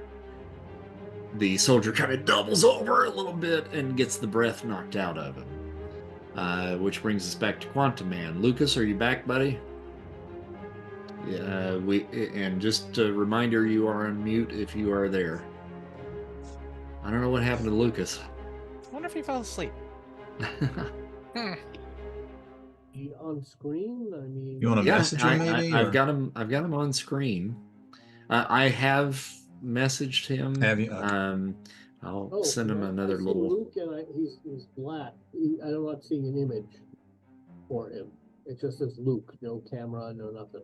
Yeah. Yeah. All right. Send him another little message. We'll see what happens. We go back to Spirit of 76, who takes his cape and whips it around to the soldier that just got his eyes raked. Got a 21 to hit. Second attack, 28 to hit as well. So yeah, these guys are not doing so great. You're right. This is definitely we said B team. I think this may be D team. Oh. Hey, I mean, listen, A for effort. They're deep Right? in enemy lines. You know. If it Right. weren't for you guys, they probably would have lost from the look of it. All right, Tank, comes back to you. Okay, I say in the German. In the German. Hey, oh my I God. do believe I see another Amerikaner Schwein inside the barn. I go and take him out. I'm going to be trying to do some multiple actions this round, so maybe I should roll for that first. Okay. And I'm going to spend karma. You can't do that under these particular new rules that I've got. Now, you didn't roll for extra actions before, so you can treat this as your first time doing it. That's no problem. Yeah, I didn't roll for them before. I thought that was every round we decided if we wanted to spend extra actions or not. Well, the way I plan is that we do it at the top of the round for the first round of combat, and then it sticks. But if you want to change it, then you spend 50 karma points, and then you can roll again if it failed the first time. Oh, okay. Well, I didn't. That could end up giving us a lot of extra actions every round. I didn't roll the first round, but now I have a plan. Okay. So, yeah, so go ahead and make that roll. You're fine. And what is that? That's my fighting? Yes. Yeah. Okay. For the... Do I get any bonuses for my martial arts or anything? Yeah, you can. Mm-hmm. Okay. For the record, this does feel faster. Good. Yeah, it does. Karma? Mm-hmm. Ooh, good thing you all, but you couldn't spend karma. Oh. Yeah, you can't spend karma on that one. So this, you get 1 at -3. And that holds for every round, or I can re-roll next round? You can re-roll next round, yeah. Yeah. Well, now, let's do this. Since this is our first time doing it, since you did not roll the first round, let's treat that like your round before. I'm willing to do that this time because we're kind of just getting used to it. So if you want to spend 50 karma points and then roll again, I'll let you do that. Yeah, I got a lot of karma in my pool for right now, so let's do that. All right. And a 16. Shit. That's it. I can't spend any more. Well, you had a lot of karma. Well, in any event, here is my cunning plan. All right. That is, I think I see another of the Amerikaner Schwein in der Barn. I'm running into the barn. I am stripping out of my Nazi uniform, and I am tanking on as I run to the other side of the barn, and I am going to smash that soldier. Okay. Oh, now hold on. I'm going to remind you, you're in the German uniform that was given to you, and it does not stretch. I said I'm stripping out. Oh, stripping out. Okay. I got you. Okay. All right, cool. So you're just like, yes. I am running to taking off my uniform, trusting to the Comics Code Authority to have my underwear, probably polka dot boxer shorts, because it's funny, to be made of unstable molecules. And that's why you're at a -3 column shift. That actually makes perfect sense. I mean, that kind of makes sense, honestly. That's awesome. So, if I can do that in one action, I am going to at least attempt to punch that soldier. All right. And you can do that as an endurance, then, as the tank. It's a charge. Yeah. So that would be, my endurance is incredible. And do I get a bonus for running? No bonus for the running, so but your damage is going to be at a +2 column shift. Okay, so Dude's gonna be paced. My talents are here. Yes. I have them down. I have martial arts B and A and wrestling, which I don't think apply to none of those should apply to a charge. Correct. Yeah, just straight endurance. So just roll my straight up remarkable endurance. Yep. Or incredible endurance. Yes. Finally. There you go. Alrighty. So that's supposed to be -3? Oh, but it's a -3. Oh, -3. Okay. But it's still 79. 79 on incredible. So I think it still puts you in yellow. It's still yellow, yeah, barely, but it is. Really? Wow. Yeah, just barely, but it is in yellow for the good. And that's a potential slam for both of these guys, which I can almost guarantee you. Oh, look at that. Not for him. Oh, hey. Oh, no. One for him. So, both of these guys, you hit at the corner of the building where they were both kind of hunkered down at, and it sends this guy flying straight back this way into the trees. Oh, I forgot Captain Wings. Look at that. He's way up there. I knew I was missing somebody. We can just play, batter up. I pitch, you hit. Yeah. And effectively, both of these guys are out of commission with that particular hit. I'm going to roll endurance for them real quick just to see how bad. And both of them rolled white. So they are both going to be making some death saving throws here very shortly. There we go. Really? You can kill someone with just melee combat? Oh, yeah. I did not realize that. Especially when they only have 22 health to start. Now, does this mean we lose all our karma? Because I could have pulled a punch if I Well, since they are German, okay. that you could potentially lose some karma if they die. But you are at war, so I have flexible karma loss for individuals like this. So we shall see. Wasn't trying to kill them. Oh no, I know. And hey, with Arnim Zola involved, these could all be clones. We don't know. True. All right, so now we go to Thunderfist. I'll check in again with Lucas. Lucas, are you here? Lucas, can you hear me? Can you feel me standing near you? All right, so Thunderfist is going to go. He's carrying that burning truck. And he's coming down this way towards you guys. Okay.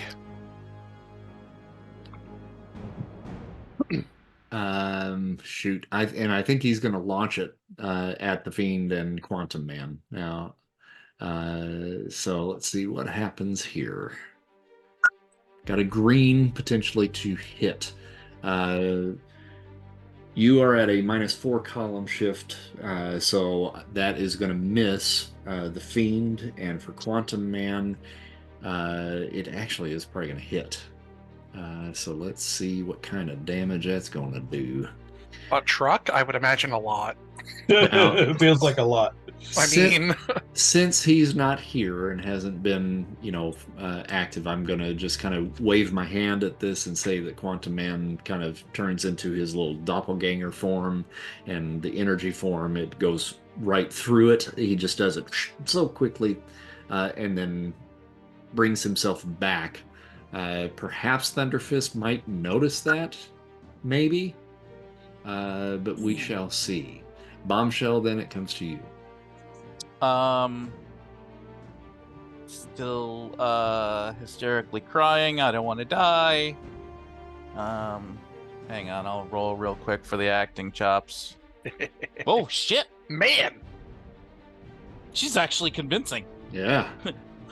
Rule might actually be worried. And then Dad. Yeah, he is. Nice. And then Dad's gonna wheel around and come back at this guy a second time on his way back through. All right. And that's incredible to hit. Ooh, wow. Never mind. All right. This guy is watching for the bird. He's more worried about the bird than he is about 76. It just whoosh, and dodges it. All right, so we're back at the top of the round. Tommy Lightning hones in on the soldier at the corner of the building down here and shoots an electrical bolt in his general direction, hitting him, doing 30 points of damage there, which will take him out. And we go back to the soldiers once again. This soldier that has been targeted by the eagle several times now decides the best course of action in the condition that he is in is to potentially dive for cover. And he backs away from Spirit of 76 and dives into the bushes next to the barn. Towards the human tank. Good move. Towards the Good human move. tank, yeah. The other soldier here at the corner is going to take a shot at Spirit of 76 with his machine gun. Ooh, got an 88. And that is on the good table. And Spirit of 76's current dodge is a -2 column shift.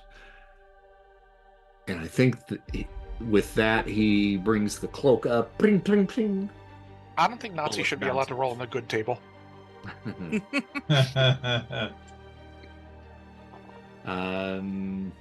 Mr. Arcane. Oh, hold on. Still got one more soldier here. Sure. He's going to take a stomp on Dynamite. Got a green to hit there with a 67. Dynamite's dodge is -2 CES, but he's also -4 CS to hit. Shift 0, he misses yet again. Okay, so Arcane. Okay, so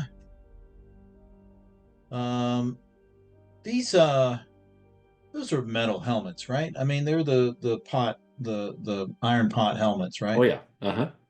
Okay, so what I want to do with this guy here, the one that's trying to, the Ghost Girl and Dynamite are fighting, I want to try and use that helmet and like snatch him backwards, but kind of trying to use he's stomping around and doing stuff, and I kind of want to throw his head back and kind of, throw him to the ground. Okay. Basically. Like a magnetic choke slam. Yeah. Okay. But I don't want Fun to with kill magnets. Mr. Arcane him. edition. Yeah. But I don't want to kill him. All right. Okay, so that's a green. I also didn't want to kill people, but it didn't work out that way. They're so squishy. I know. I just want to slam him to the ground, basically, and ground stun him. Mm-hmm. How much damage there? So it's remarkable, but I want to pull my punch. I don't want to. Gotcha. Kill him. Is he already pretty banged up? He is out. Because I just brought that up to remarkable recently. All right, Will. Now we have a little bit of a conundrum. Mm-hmm. You start talking in his head. We're the only Germans left. I know. just about, yeah. Oh no. Oh, I guess I better get dressed. 1, 2, 3. Mm-hmm. Do any of them have radios? Is there a radio guy? If there is, he might have been one of the guys that went down initially, like before you got there. They would have been in that front truck. Okay. So we don't hear or see anybody with a backpack radio screaming for, like, reinforcements or... Correct. Okay. You do not. Okay. Good. Okay. I'm gonna try to use telepathy to get through to Thunderfist and let him know that that we're allied operatives. I'm gonna spend karma again. Yeah, because he threw that at us. Yes. So spending karma. Okay, so I have to spend 10, so that'll be 70. Mm-hmm. And I feel like this guy maybe doesn't have as high a psyche. It's kind of what I'm hoping. Spirit of 76. Oh, come on now. Oh, come on! He has exactly the same psyche as Spirit of 76. Aww. Actually, just so happens that he didn't roll as good. Oh, good. You did spend karma on that, though, right? I did, that's correct. So that took you to yellow, so that's higher. Mm-hmm. So that will get through to him. So you can say what you want. Keep it fairly short, within about 11 seconds. The people back here near these trucks are undercover allied operatives. We're trying to infiltrate on a mission from command. God. Babe Ruth! George Herman Ruth! Jesus? That's right. Stop touching yourself, Thunderfist. Oh God! It is you.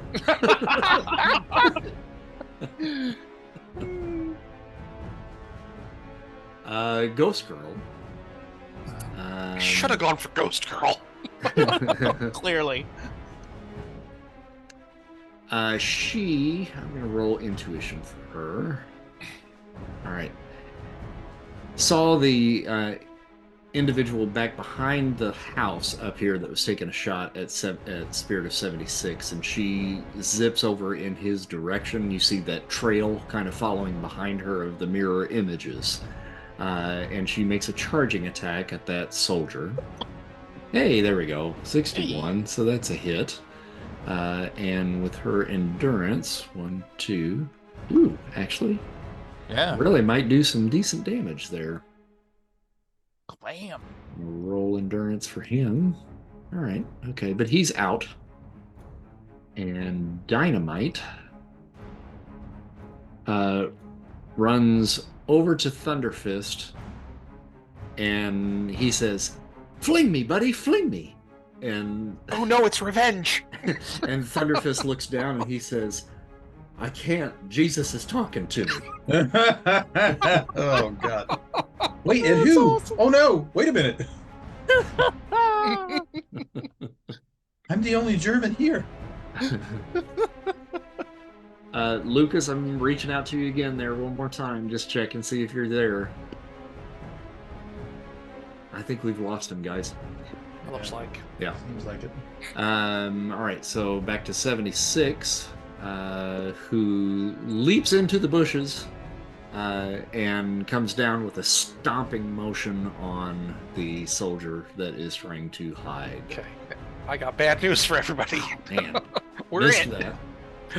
And then comes down with a punch and hits him on the back of the head, effectively knocking him out as well.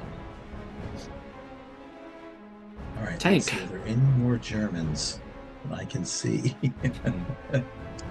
Let's see here. No? I guess I'm going to try to provide some basic first aid to that soldier because I'm not gonna, be a murderer if I can avoid it. Yeah.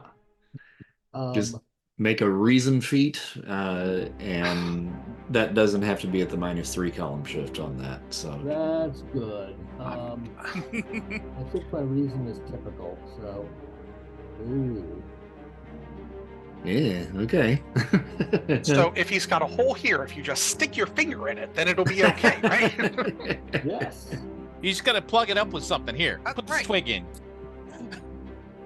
Actually, okay, so I don't get any extra actions. My next move will be to, humanize and get back in uniform. All right, gotcha. Bombshell. Let's see here. Does she need to stop the act yet? Na. As far as she knows, the situation is under control, right? She doesn't actually see any real Nazis. Correct. Okay, so she snaps out just like instantly, drops out of it, wipes And her Drew's eyes. like, are you sure you're okay? She just smiles and pats him on the cheek. You're a good guy. Got a regular Ethel Barrymore over here. And yeah, and then she stops for a second, closes her eyes, looks to see where Dad's at. Okay, he's flying back this way. Cool. And then she's going, because she doesn't know what's going on with the Fiend / Will. She doesn't know what he's doing. So the Eagle's actually going to wheel around. Mm-hmm. Let's come over here. And a light on his shoulder. Uh-huh. And I mean, that's on brand.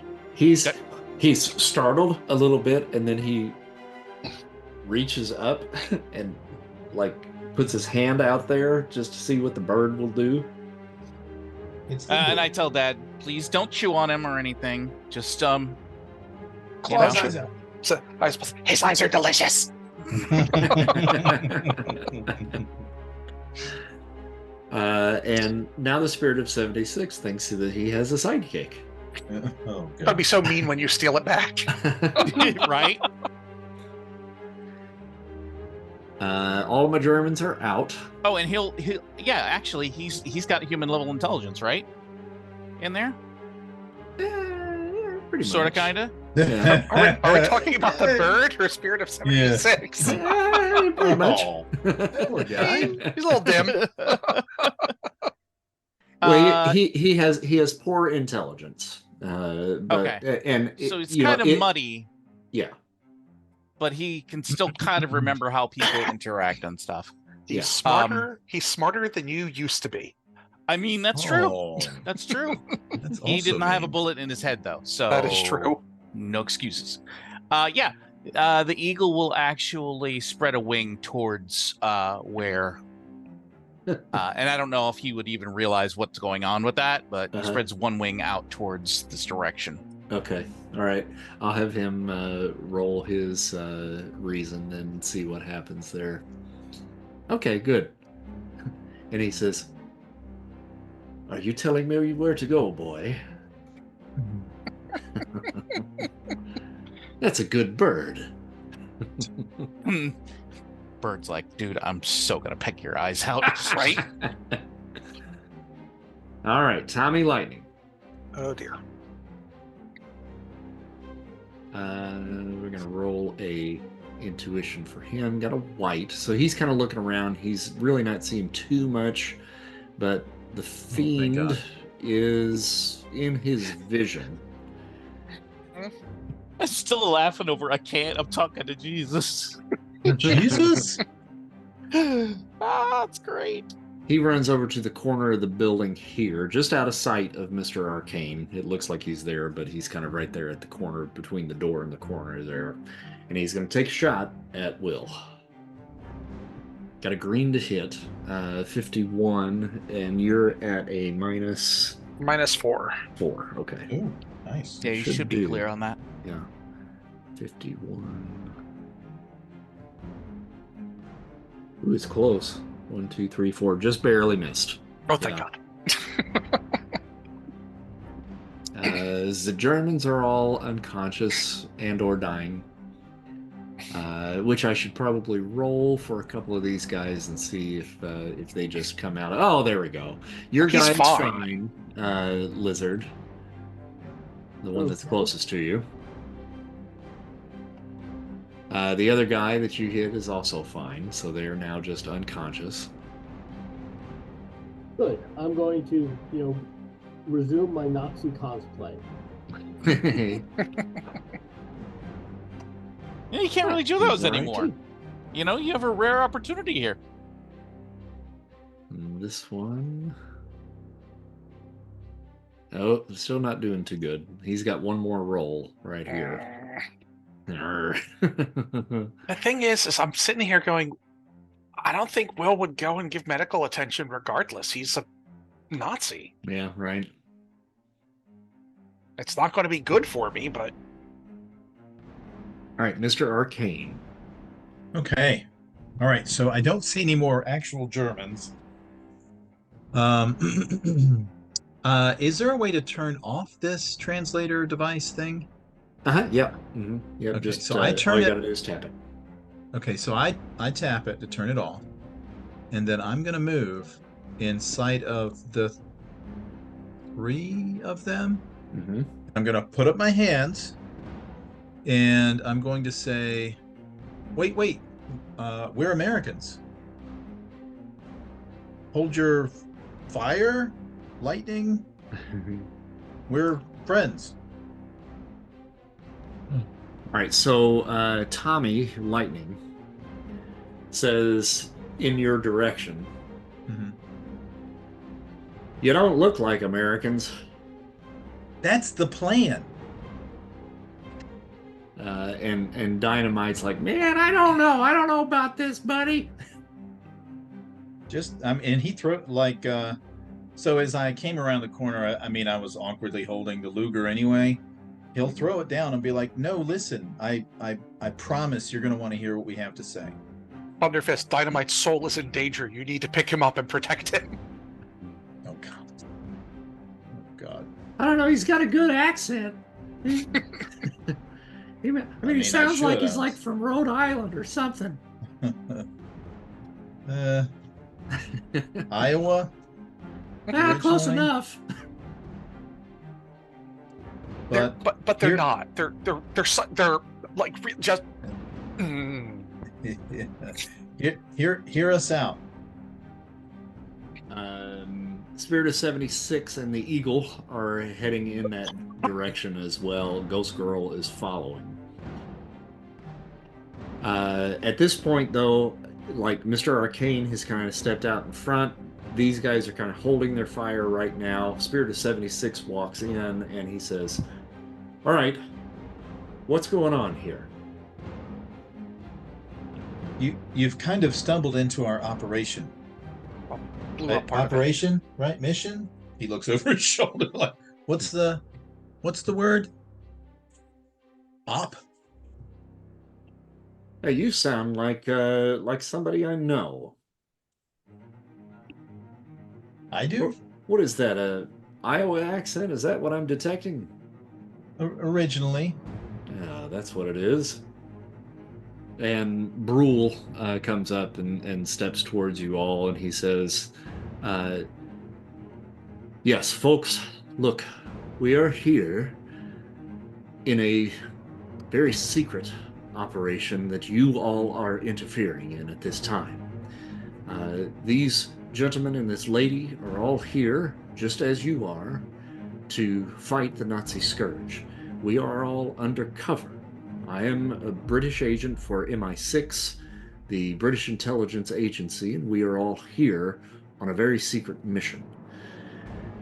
I have to ask all of you to depart as quickly as possible." And Spirit of 76 walks towards Brule. He says, "State your name, soldier." Heinrich Brule, MI6. Soldier. He's a spy. Is that different than a soldier? He looks over to Shelly. That's different than a soldier, right? Spies, of the rules of war, spies and soldiers, different guys. Right? That's different. Right, yes. Spirit of 76 offers his hand, and Brule steps forward and shakes it. And okay, good. Spirit looks back at his crew and he says, "That's a handshake of an honest man if I ever felt one." All right, troop, let's move out. Sir, and he gives a salute. You have our apologies. Well met, soldier. I mean, you don't need to apologize. I mean, you for sure were fighting the good fight. You just stumbled into our fight. All right, and so the Crusaders, now very confused, kind of gather up. Be careful. And you see another one of their members who was kind of keeping watch outside, a guy that's dressed in all brown and has got like falcon wings on the back, kind of fly in, and he says, "So what you want me to do, boss?" "Well, call in the cavalry, and we need to get the hell out of here." Do be careful. And then they make their way down the lane where you guys were coming from and kind of disappear off in the horizon and kind of give you all a little bit of a wave as they go. That was a good. He threw that truck really well. It was really distressing. And he's strong, no doubt. Brule kind of addresses you guys and he says, "Well, I hope that was okay." "Oh no, that was fine. We needed to get them out of here as quickly as possible, but now we have the conundrum of what do we do with these folks?" We probably should render aid, I guess. Mm-hmm. I'm not sure what the... I'm going to go over and try to help the dying guy now that it gotcha. Yep. is mission appropriate. Yep, he's going to need it. I'll do the same thing. I'll spend karma. I'll do the same thing to render aid to these soldiers. All right. So you guys take a little bit of time and kind of bring aid to the folks that need aid. And it would certainly cement us as allies to them if we rescue some of them. It would certainly ingratiate us. So all in all, it takes probably about an hour or so to kind of help the ones that need assistance out. And you start kind of gathering them up. The one truck that got thrown and on fire, unfortunately, is a complete loss. So at this point, they're going to have to split up and join some of you in one of the other trucks. So for the rest of the journey into Frankfurt, you guys are going to certainly have to maintain your cover. Yes, Will. With telepathy, can I link the group? Yes. Okay. So we'll mention this. Like, we can still talk. We just have to up top.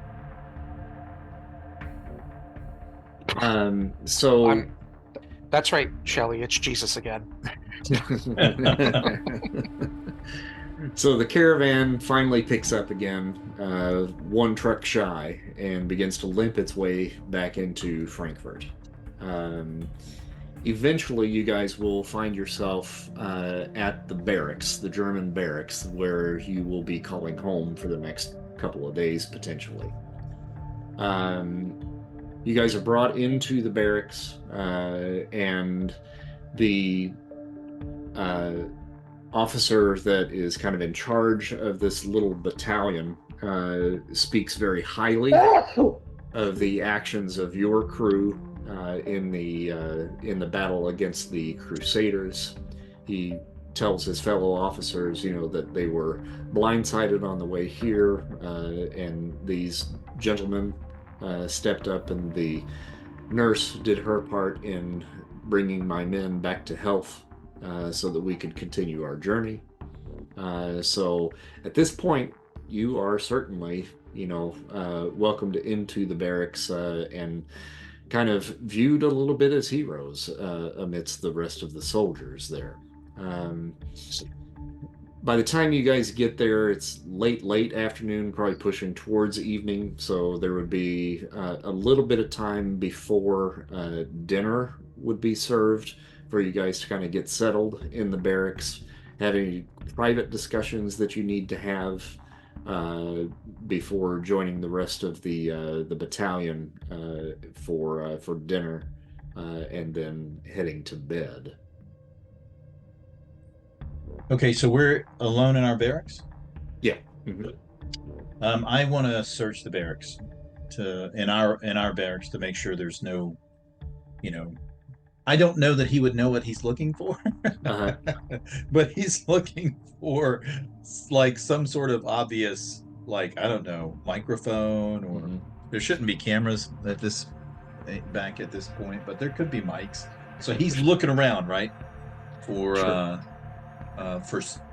stuff like holes in the wall, in the ceiling. He's looking for microphones, if he can find that. I don't know that he knows what he's looking for, so we'll keep that in mind. But Brule sees you begin that process, and Brule has kind of sat down on one of the cots himself and has his feet up, and he says, "I must admire your paranoia, Mr. Arcane.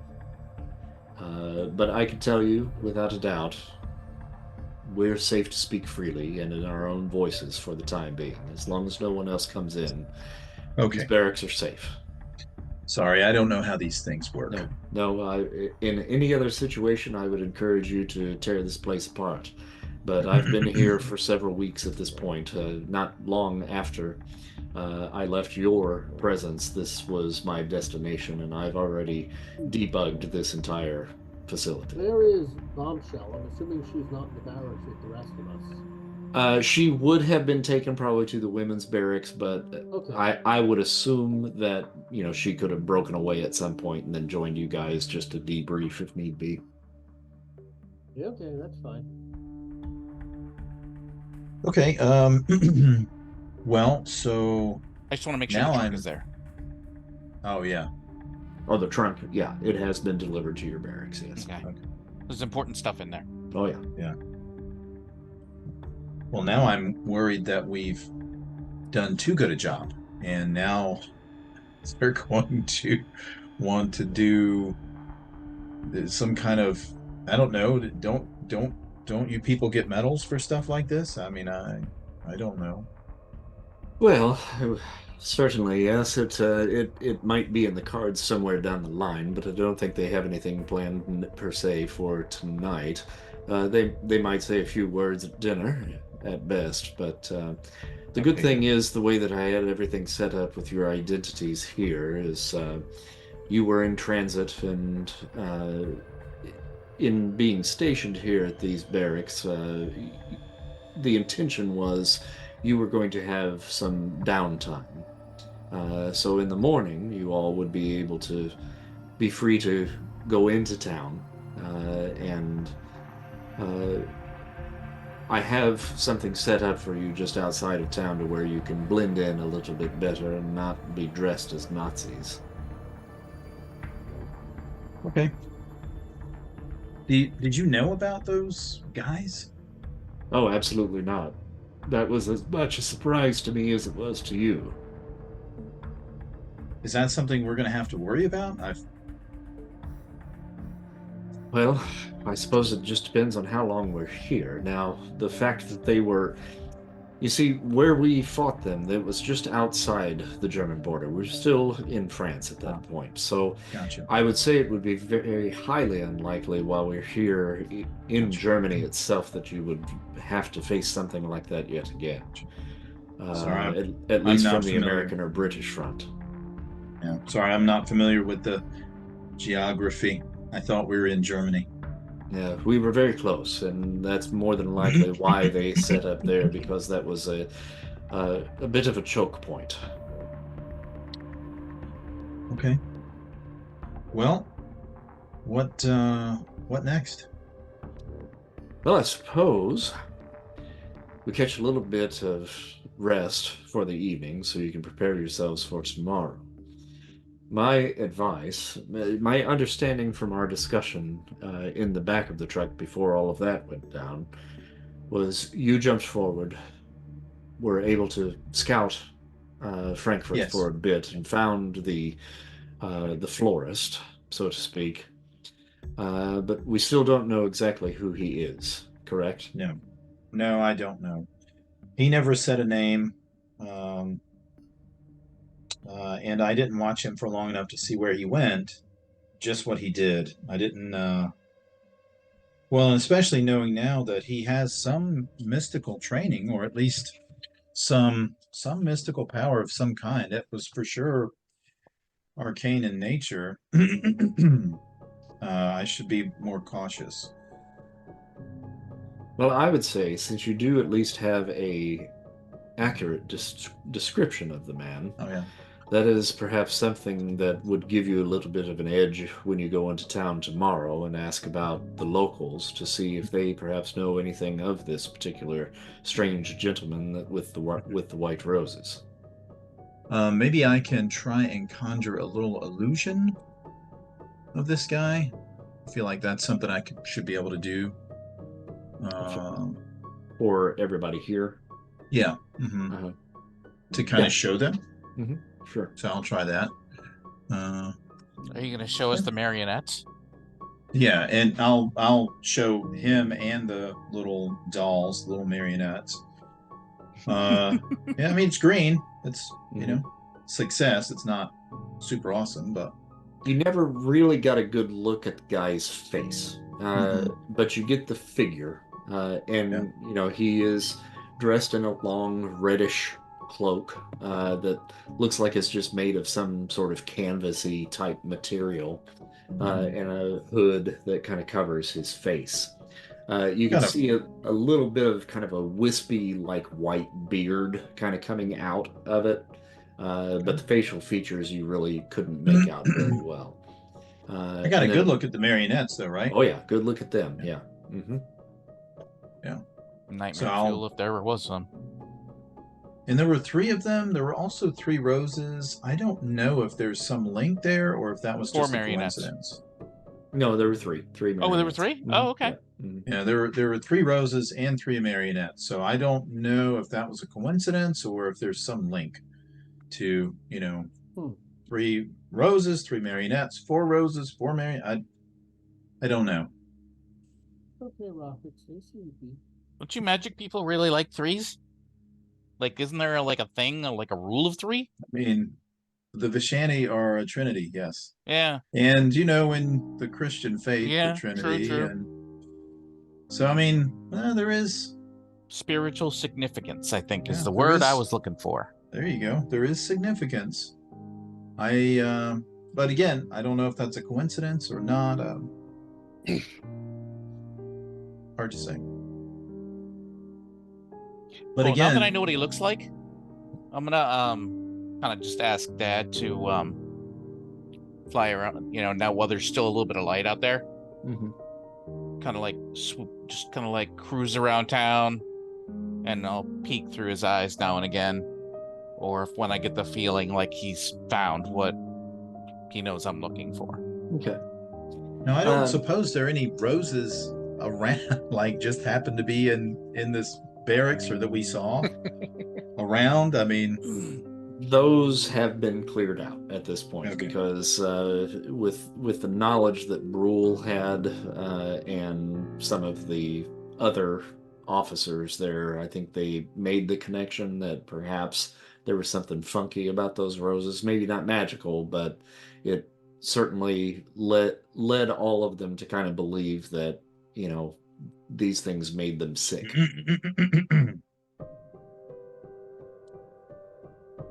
Okay. Well, just be careful.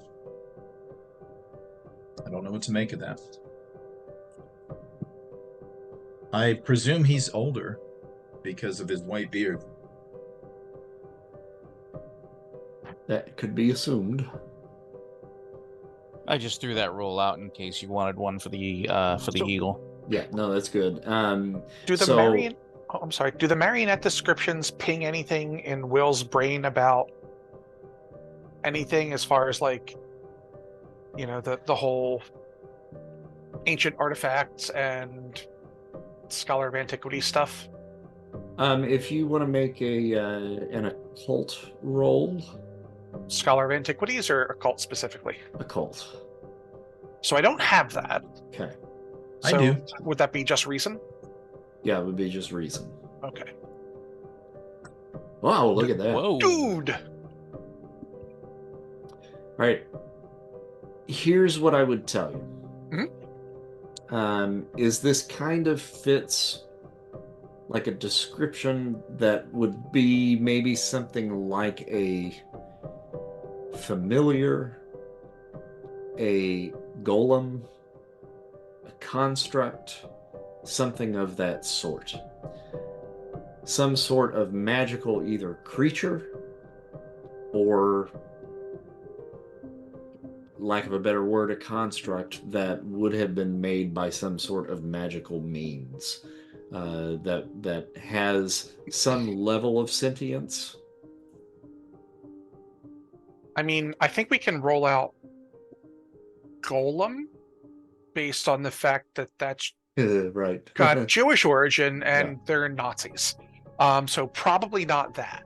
But He might not be. But he might We not don't- be a Nazi. that's true. He might not be a Nazi. He might be Yeah. undercover, and We that presume they are not Nazis, right? Because they stole from the Nazis.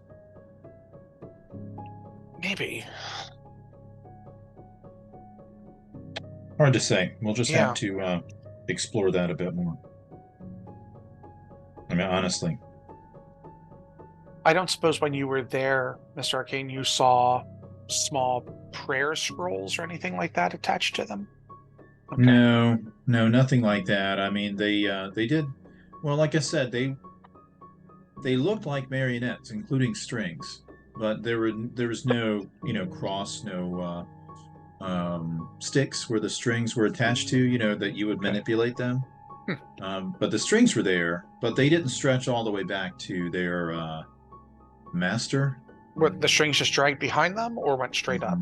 Yes, they drug behind, like they fell limp behind them. Gotcha. So not sure about that. There was a magical link from them to him, I believe. So obviously he was pulling their strings, but not the physical ones. Now that I've seen the magic, the signature, the aura, I suppose, if you will, I could look and see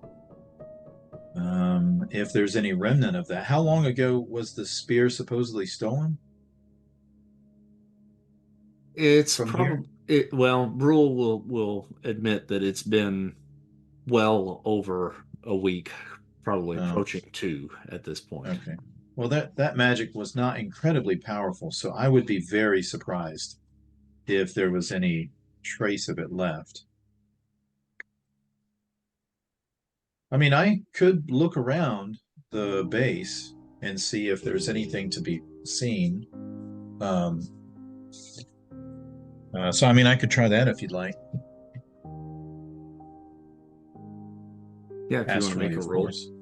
Yeah. All right, I'll spend karma for that. I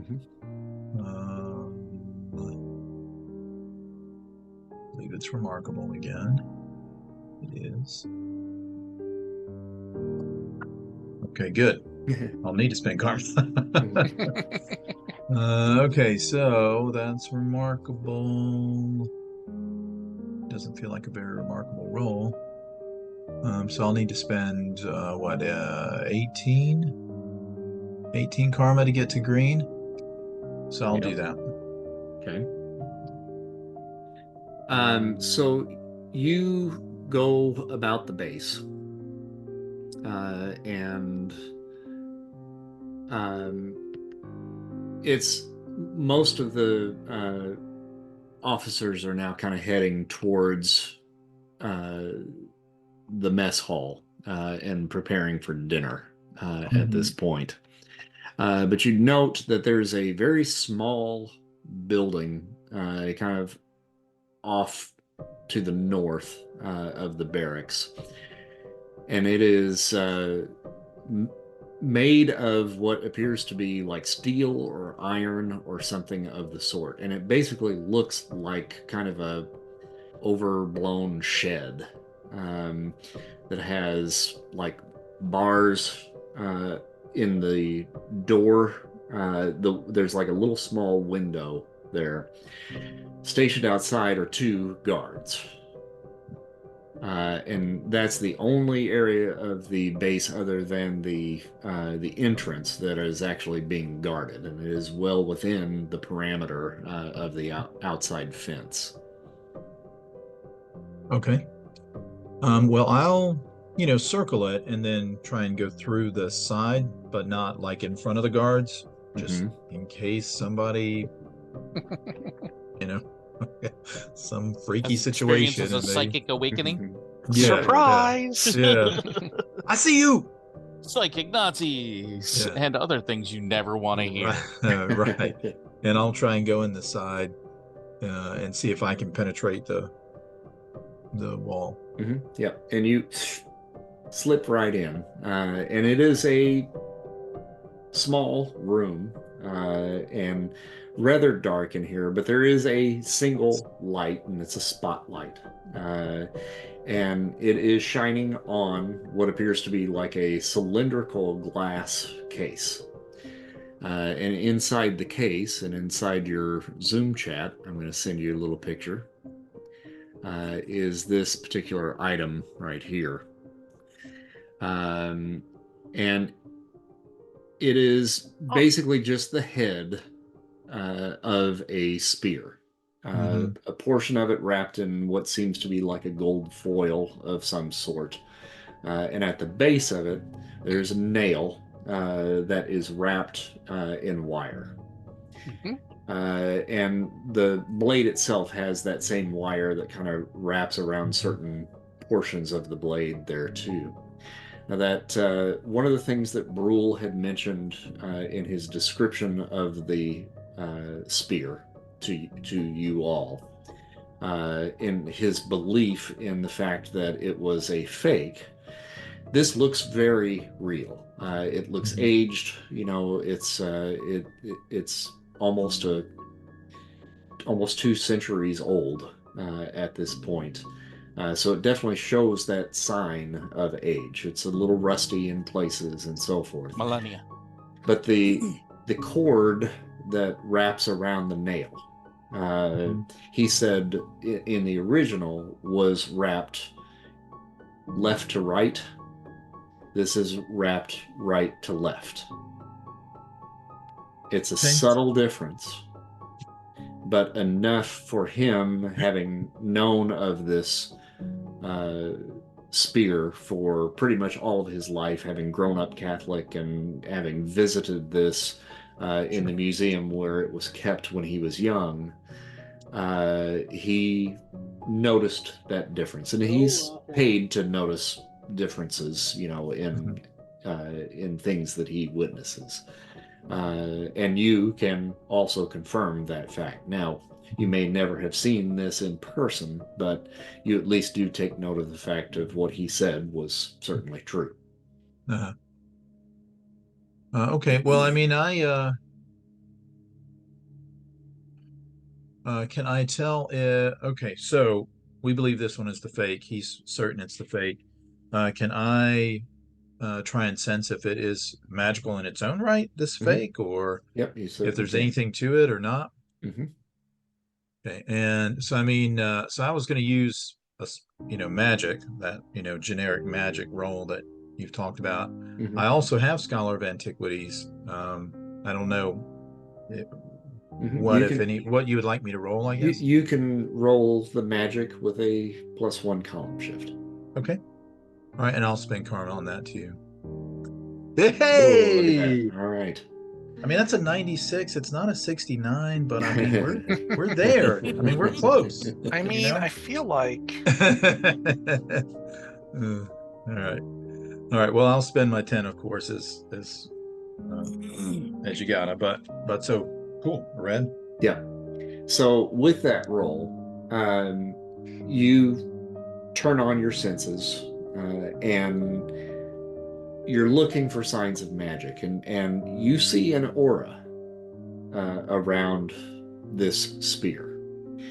Now, with your knowledge of antiquities and so forth, and the knowledge that, the Spear of Destiny is probably one of the most powerful artifacts that is probably out there, at least that is associated with the Christian religion, this should be setting off all bells and whistles in your mind. Someone has cast a magic spell on this piece to have a magical aura. Okay. So the item itself is not magical, but you are sensing the presence of magic around it. Kind of glamored. It's kind of glamored a little bit, right? To make it. Do I have a sense? I mean, that's a high red. Do I have a sense of what kind of magic it is? Like, is it, I would presume it's not order. Is it chaos? Is it fey? Is it demonic? Is it, you know what I mean? Like, could I get a sense of the practitioner? Yeah. Or? Oh, yeah. With that roll, for sure. And it's a mixture of two. It's a mixture of chaos and fey. Okay. That's not a good mixture. I mean, it's great for excitement if that's what you're looking for. It's exciting. And when you're doing that, the little sparkles that were associated with the roses, very faintly. Gotcha. You see just a little blip here and there, and that energy signature is identical to the roses. Gotcha. Okay. Well, I mean, that confirms all that stuff. So I'll sit there and ponder it for, a few moments more, and then I'll streak back to my body, and sit upright. I've found the replica, and he turns to Heinrich, and I confirm your suspicions. It is definitely not the true spear. It is definitely a fake. Although someone, and I believe it's either that same florist or whoever, or whoever empowers him, has used the same kind of magic. The signature is very similar. So it's for sure not the true artifact. So. Well, I appreciate you confirming. It sets my mind at ease to know that at least we are on the right track. Yes. So I suppose our next move would be to find this florist and find out what he knows. One thing to keep in mind, with you're talking about magic being cast on it and all those things, that's not really my area. So the Spear of Longinus is something that legends say killed Christ.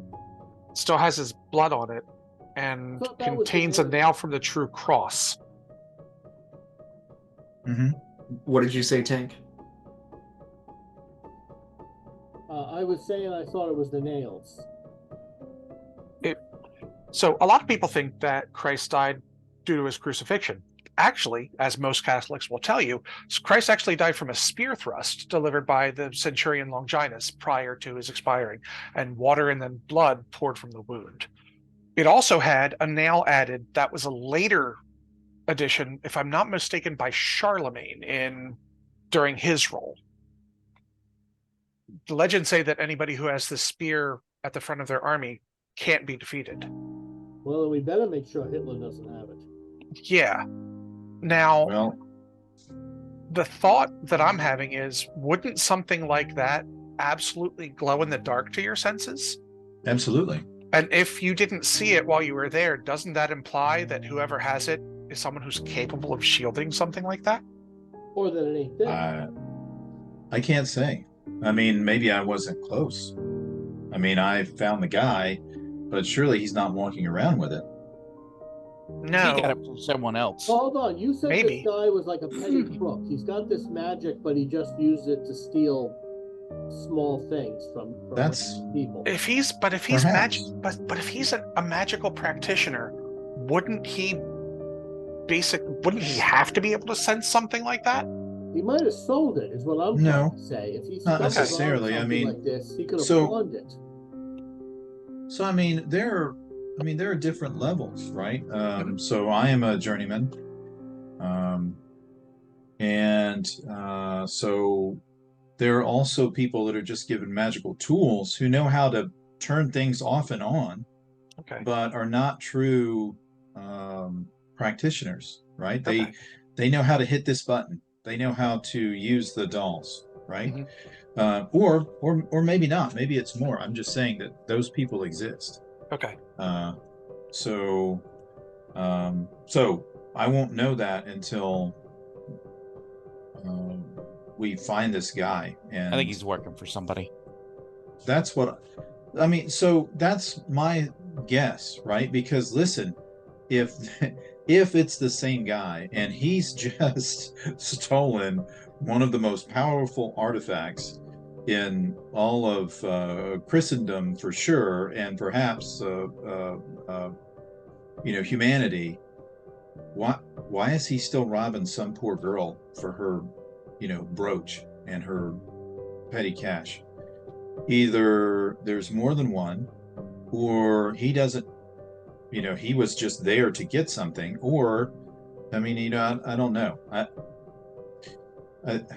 I think there's more to it. So Maybe. Like someone made him do it. Maybe. He probably didn't even pay him for it.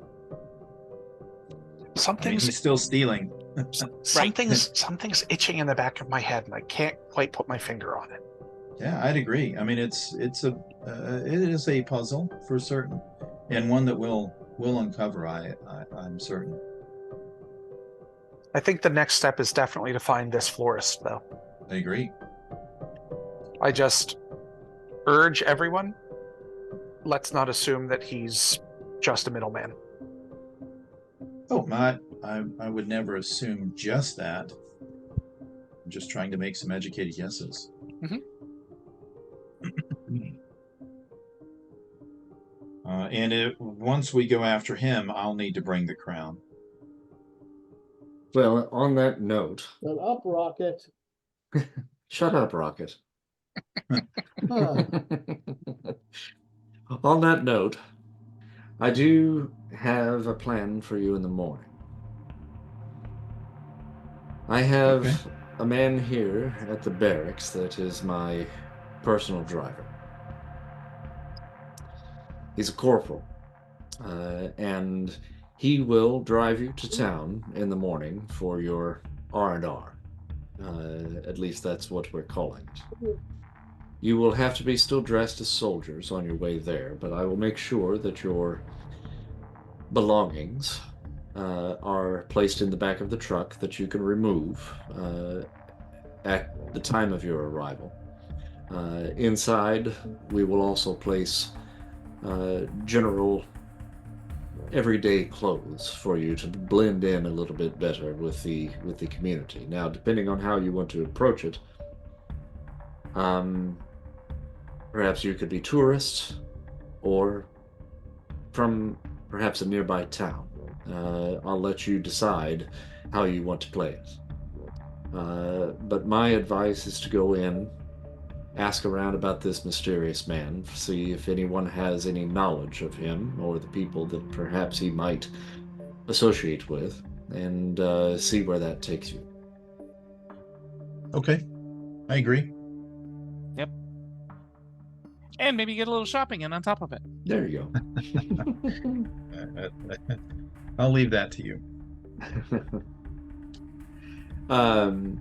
So the rest of the night really pretty much goes as planned. You join the rest of the soldiers in the barracks. There are a few words that are spoken in response to your heroic actions on the field of battle earlier in the day. Everyone stands at attention and gives you a standing ovation for the work that you did in chasing off the American heroes that interfered with their operation. Order of the stick, or character in order of the stick. Your approval fills me with shame. And everyone sits down, has a little dinner, and goes to their individual barracks and beds down for the night. Now, in your barracks, there are other German soldiers, so everything that you have discussed up until this point is probably all you're going to be able to discuss until the next morning, and you're on your way to Frankfurt. And I would say, with it being almost at our mark for the night, I think before we get into town, it would probably be best to go ahead and call it for tonight. So yeah, it seems reasonable. All right, well, good game tonight, everybody. It's good playing with you. All right, thank you very much. All right, we'll see you again in 2 weeks. Yep. Yeah, have a good night. Indeed. All right, good night. Take care. Okay.